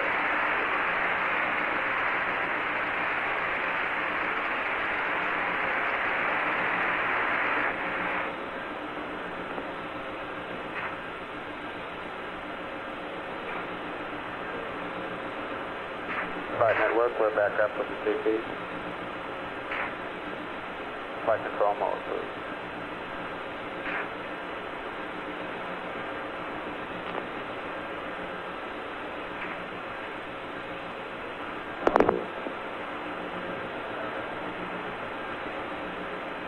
Flight RTC. RTC. Flight control mode, please. Roger.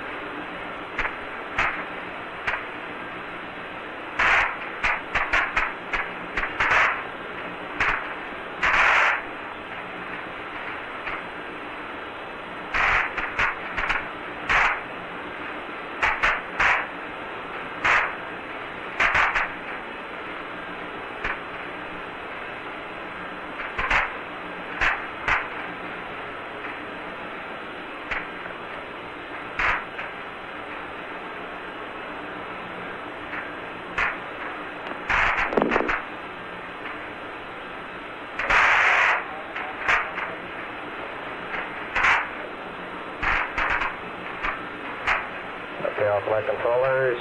Apparently you don't have anything for the crew car to the sleep checklist, so Charlie, we haven't seen the lithium hydroxide canister change. That should have been done about an hour ago. So you might verify that's been done, and after that, let's get him into the pre-sleep checklist. I guess the only thing we need there is the crew status report.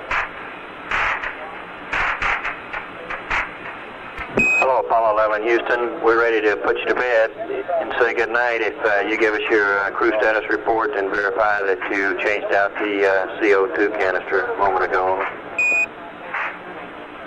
Stand by.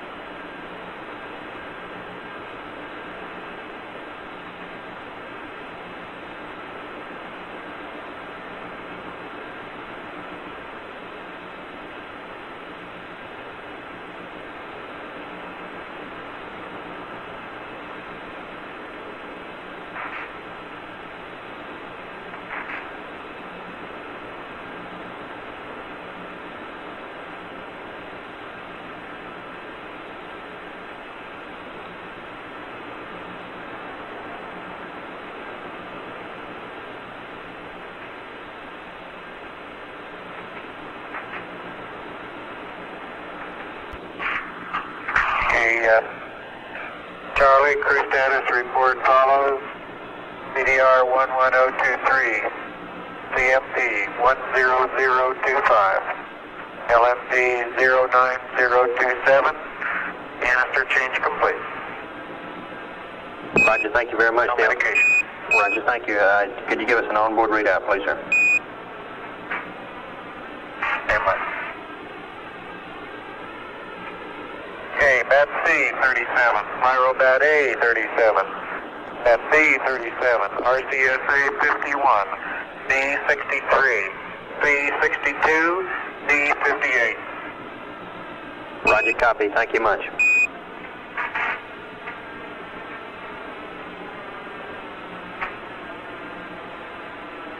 Except for the voice which you don't fit. You got that now? Is that all flight? Flight surgeon. Flight surgeon.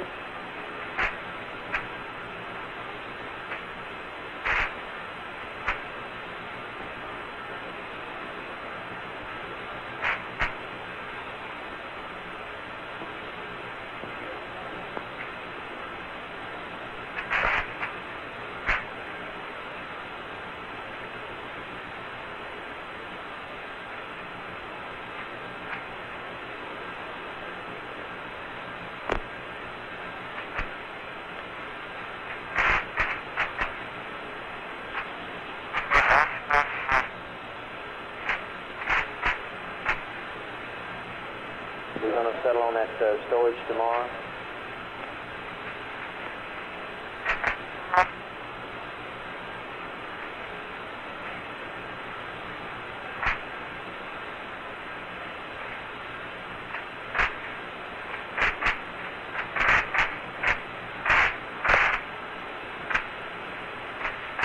ECOM ASB, you got anything else for the crew? And they GNC? GNC. Ordinarily at this time we would get a CMRCS temp readout. We got one 10 hours ago, so I'm supposed to wait until in the morning for it. I haven't been asked for it again today. Where do you see that ordinarily in a flight plan? And that's ordinarily in our procedure task force for the last 2 nights before entry. Oh, excuse me. You don't want that now, Bud? No, but it's so high on the last readout that I think just wait till morning and make our decision at that time.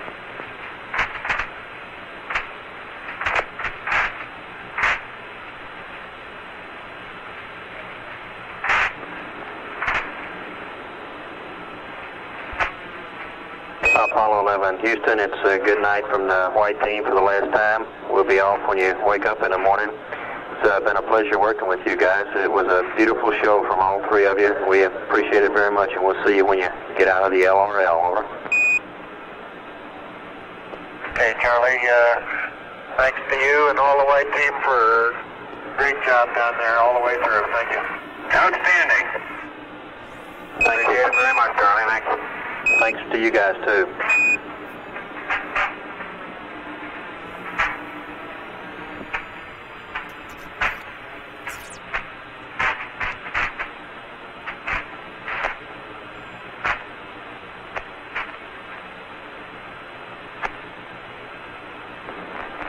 And 11, Houston, Mike, you get your chance to landing tomorrow. No go-arounds. Right, you're going to let me land closer to Hawaii, too, aren't you? That's right, sir.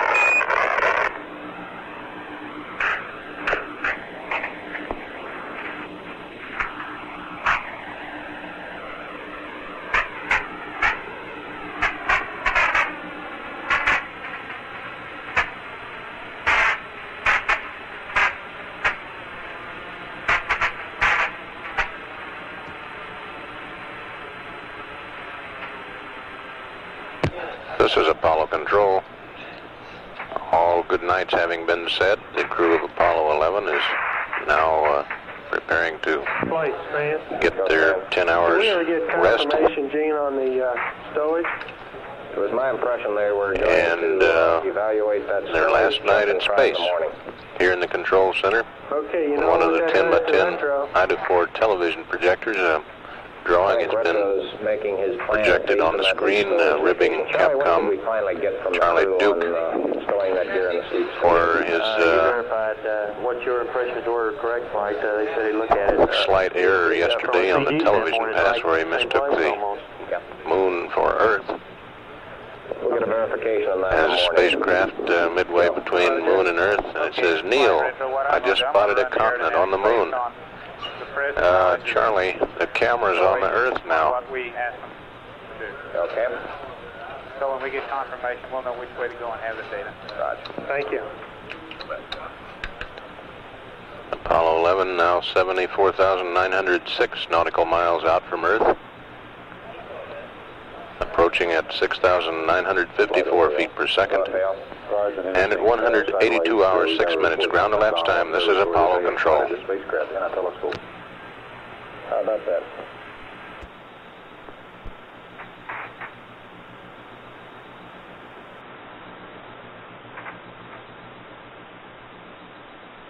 You said they've seen the spacecraft? Are they positively confirming that? That's what they claim.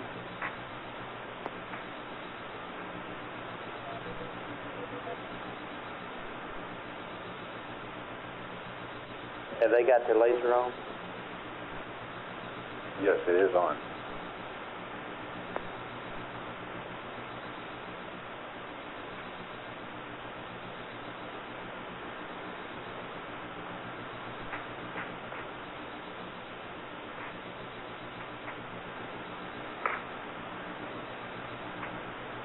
Apollo 11, Houston, we just got some word from the McDonnell Observatory that they picked up the spacecraft in their telescope. Over.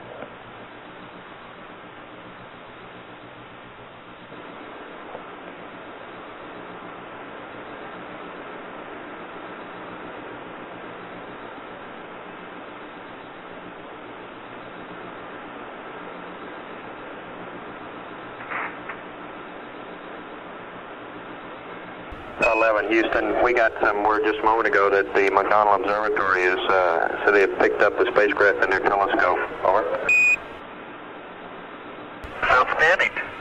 We have been looking for their laser, but haven't had much luck yet. Roger, we'll pass it on to them, Neil. Thank you.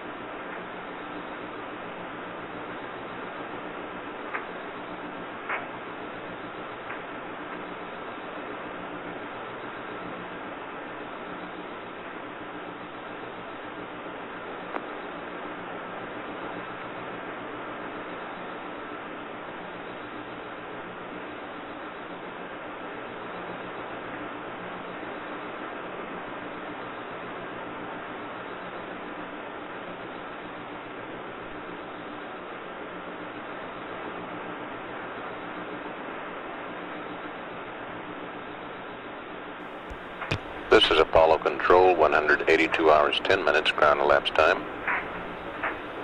We thought that was all the air to ground for tonight prior to the crew going to sleep, but just a few moments ago there was a brief exchange reporting to Apollo 11 crew that the McDonnell Observatory in far west Texas had the spacecraft in their telescope field of view.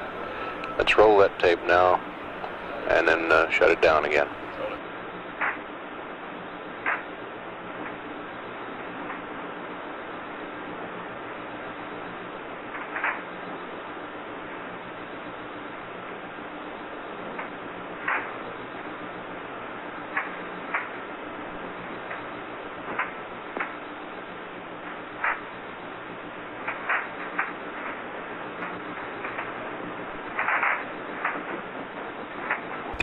This is Apollo Control. That completes the very brief exchange of a few moments ago at 182 hours 11 minutes. Ground elapsed time. This is Apollo Control.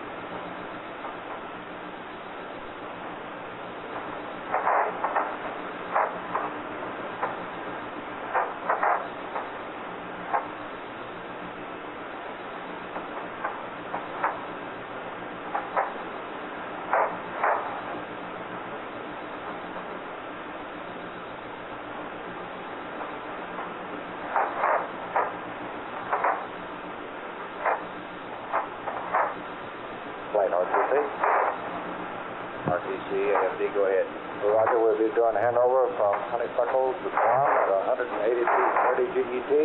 Spacecraft at on Omni.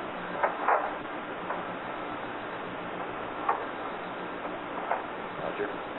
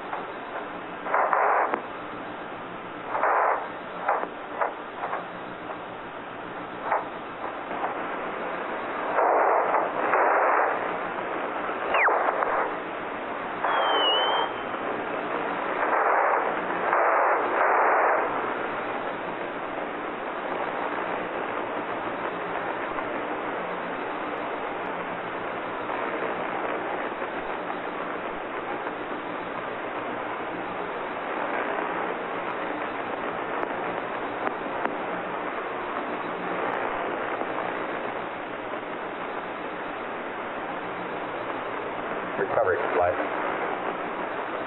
Go ahead, Frank. Is you going to have any further weather recon through the night here now? That's affirmative. They have diverted that weather recon that is now out there is going to cover the President's flight to the Arlington, and then he is going to go to the new target point and give us an actual on that. Okay, when can we expect our next update on the weather? In other words, I'd sure hate to move 1,500 miles uprange and then find out that the weather's moved in there and I got to move further up at sometime later on in the night.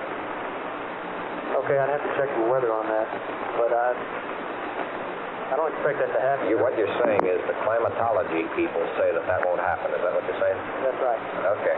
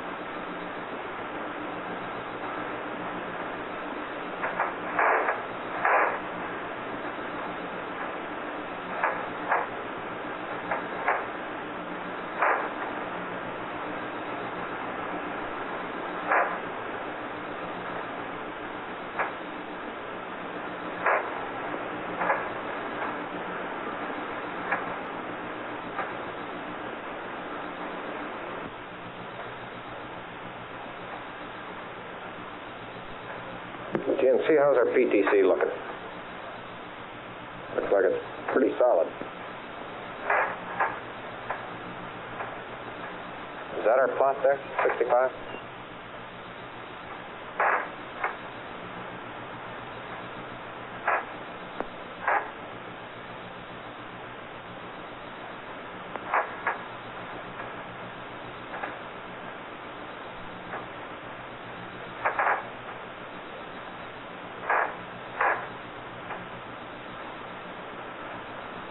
Light GNC. Go GNC. It looks like a very tight, stable PTC. Sure does. Is that 1 degree? Can't be 1 degree. What's that? Oh, well, I see. That's was a just put on scale. scaling. Yeah. About a 15-degree cone angle. Funny, those urine dumps must have... When were the urine dumps? Can you sort of try to sketch those on there? Notice where it says UD here at 180, 120. Yeah. You can draw an arrow up to the 20. Okay, I see it. Okay. 180.05. And there's another urine dump there, 180.54. We were coning pretty tight prior to then, weren't we? Right, those really put a noticeable effect into it. Although it's not large, it is noticeable.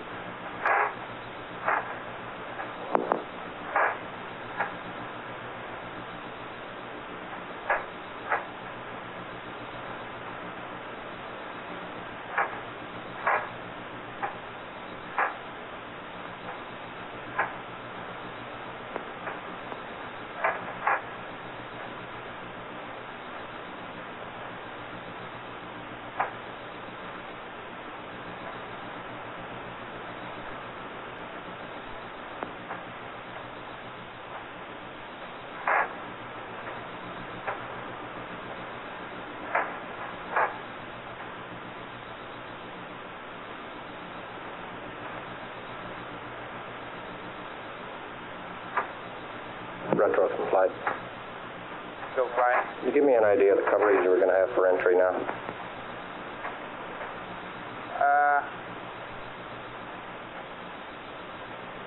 No, I'm going to have to look at that a little more. Okay. Come back.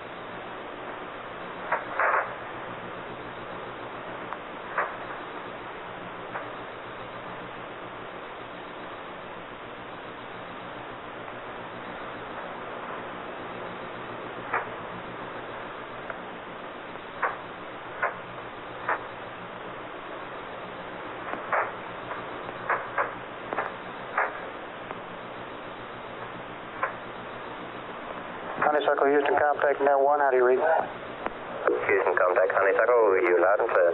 Hi, Roger, I read you the same, thank you. Roger.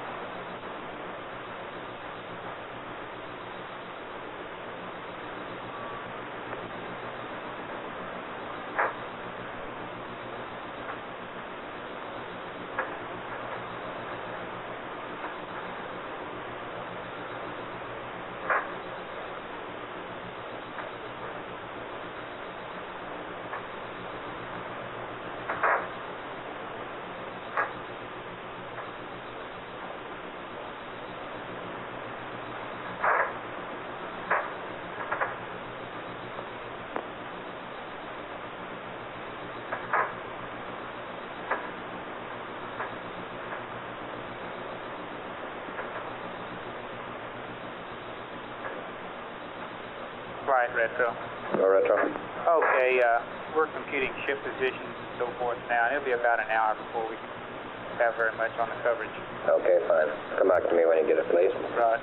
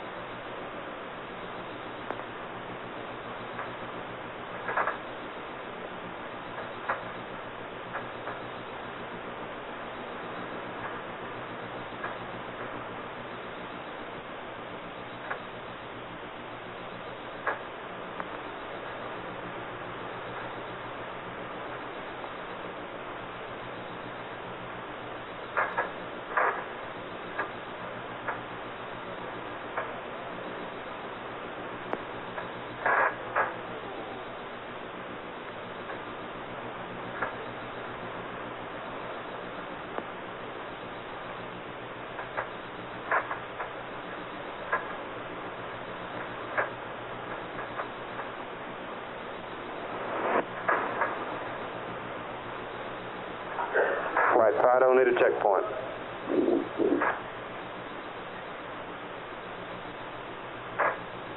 Fido AFD, okay, go ahead. Right.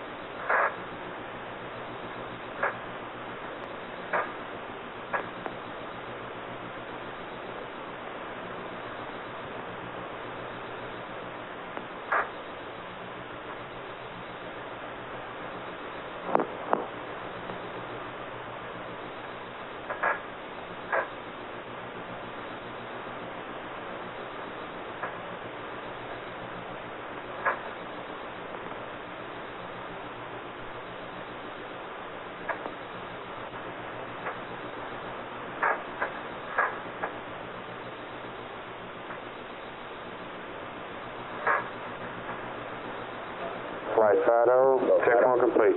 Roger.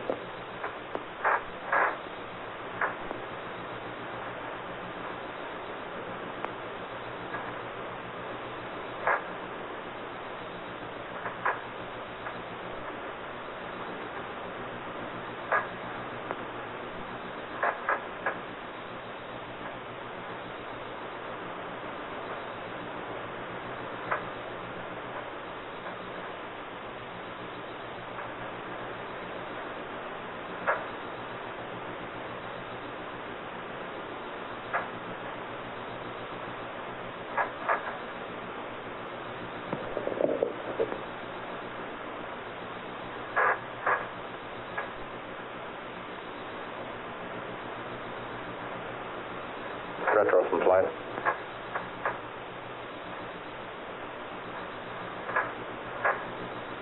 Flight retro, you call? Yeah, what simulator runs are they cranking up now? This is, it's EMS run, simulator run. And I'm not sure the location of this. This is an MPAD simulator.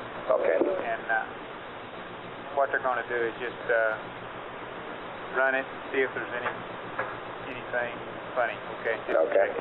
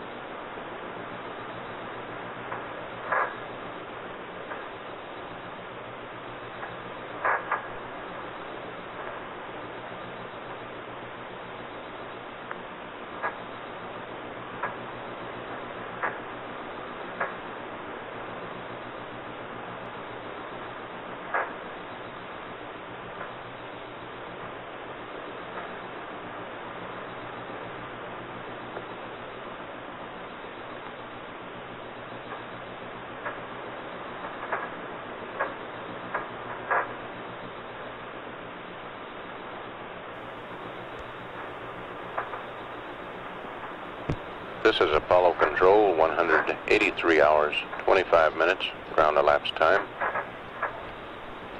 Columbia spacecraft now 69,520 nautical miles out from Earth, approaching at 7,262 feet per second. Crew now in their rest period. Started their sleep period a little over an hour ago. To reiterate the change in landing point, this is a weather avoidance situation where thunderstorms are forecast for the aiming point, the original aiming point in the mid-Pacific.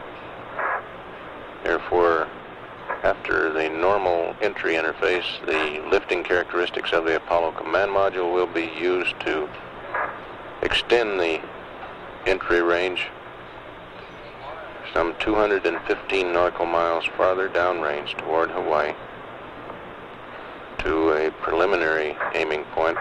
That is, the aiming point may shift around between now and entry, which is some 11 hours 36 minutes from now.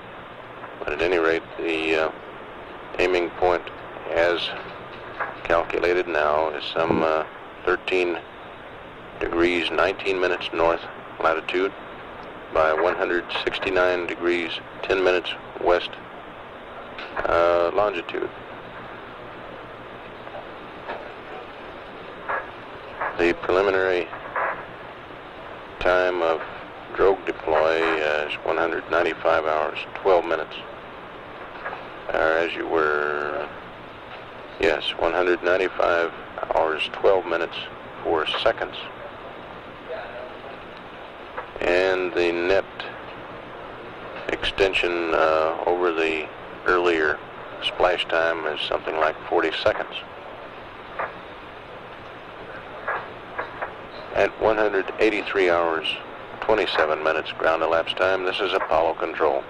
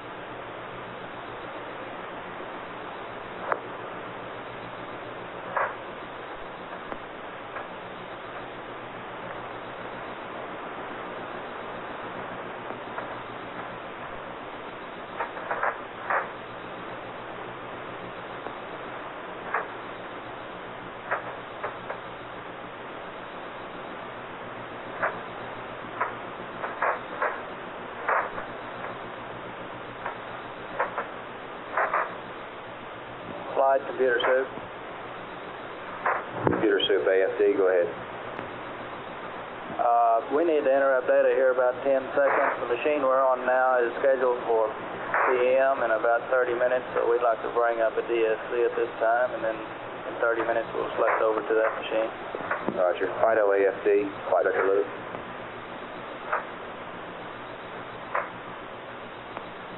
Yeah, Joe, they want to change over machines, RTCC. Okay? About 10-second data interruption. Flight Director. Oh, there you are. I was going all over the board. Say again?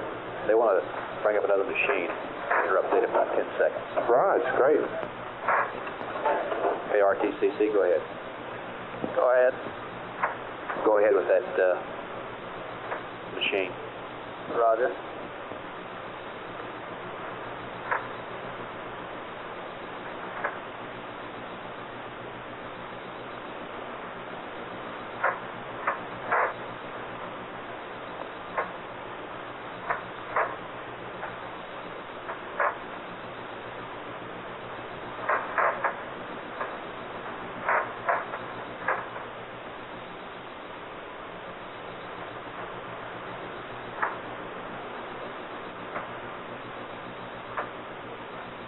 AFD, Computer soup, Flight Director. Go ahead. That operation's complete. We're on 2 machines now. Roger, thank you.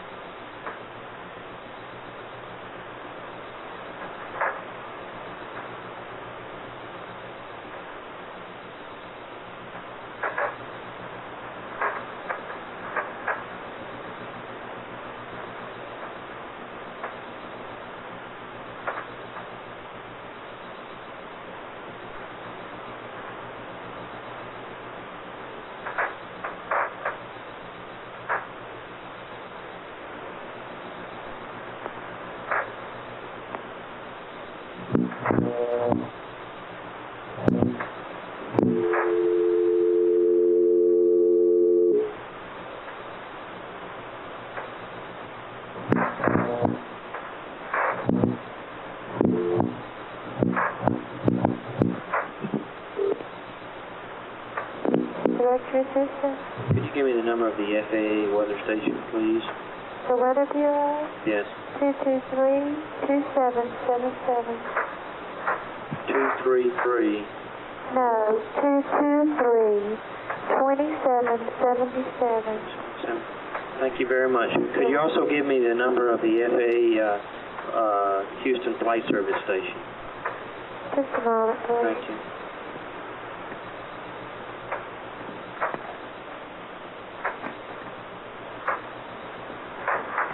One moment. Thank you.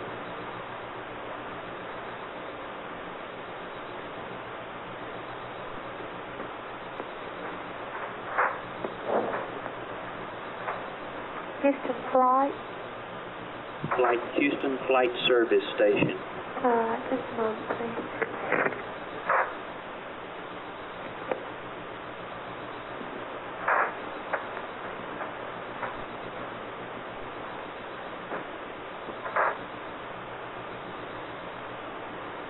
Have a Houston Flight College?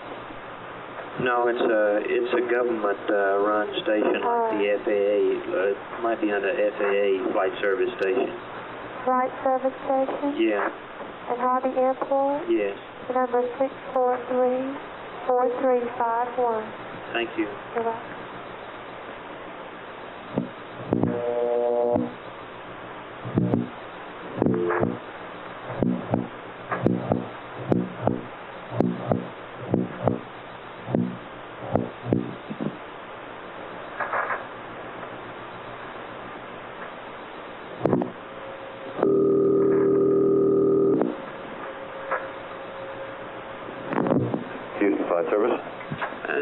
Major Duke, I wonder if you could give me a rundown on what the winds have been at about 8,000 feet between going Lake Charles to Macomb to Montgomery to Atlanta last couple of days. That'd be almost impossible. What are they right now? Around 8,000? Yeah. Let me see. Well, they're running about out of Houston about 250 at 10. Going up towards Macomb, they'd be around about 270, around 10 knots. Then over on Birmingham, about same thing, 270 at 10. Atlanta, about 280 at 12. Right, thank you very much. Okay, what do you need that for? Well, I'm figuring out a flight plan. Want to know how much winds to figure. Okay? As far as I can remember, last couple of days, the winds have been pretty well light and variable at high altitude. Yeah. At low altitudes, they've been around 3,000 out of southeast. Okay, fine. That's I'll just figure about zero here. I won't even figure this in now. What's the weather been running up around Atlanta? Let me see here. A little bit of rain up there right now. About 3,000 scattered and 10,000 broken. And of course, they've been getting scattered thunderstorms. Surface chart, there's a high pressure system off the East Coast there, ridging on through Florida. Yeah. I guess you're going to get the regular summertime thunderstorms over in that area. Okay, fine. Is it all along that route about the same thing? Yeah. Okay. It was scattered conditions on the thunderstorms? Yeah, they'll be scattered. Of course, in the afternoon they're going to build up. In the morning, generally, well, the way it's been running the last 2-3 mornings, you get some pretty good build-ups during the night going inland around Louisiana. And, of course, they've been on and off all day around that area. Yeah, did they build up during the night and then dissipate? Yeah, they build up out in the Gulf at night. Yeah. And move inland in the early morning hours. Yeah. Just hang in there. It'll dissipate probably around 8, 9 o'clock, then build up again in the afternoon. Okay, fine. Thank you very much, sir. Okay. Bye-bye. Thanks.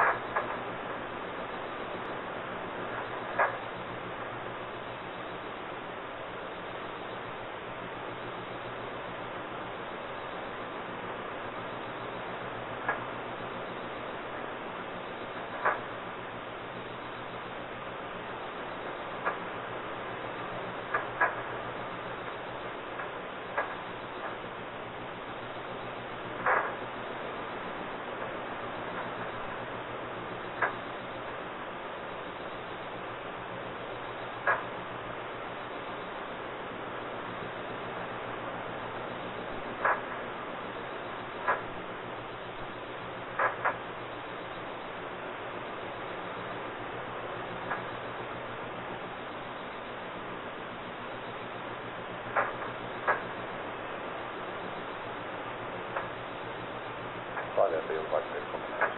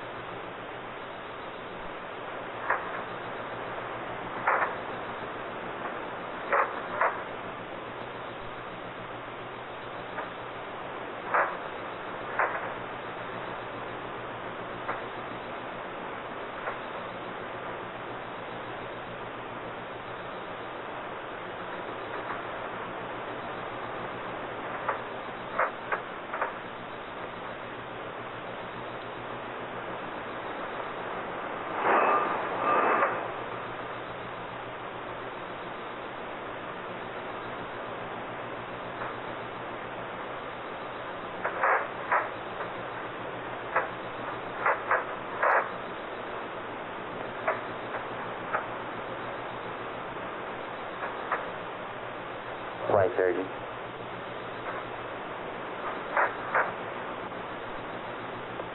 I can't hear you. Okay, the two crew members, the commander and the LMP, are asleep since we've logged them asleep at 182.21, and the CMP is unplugged tonight. But based on previous performance, he probably went to sleep before the others did. He's a good sleeper.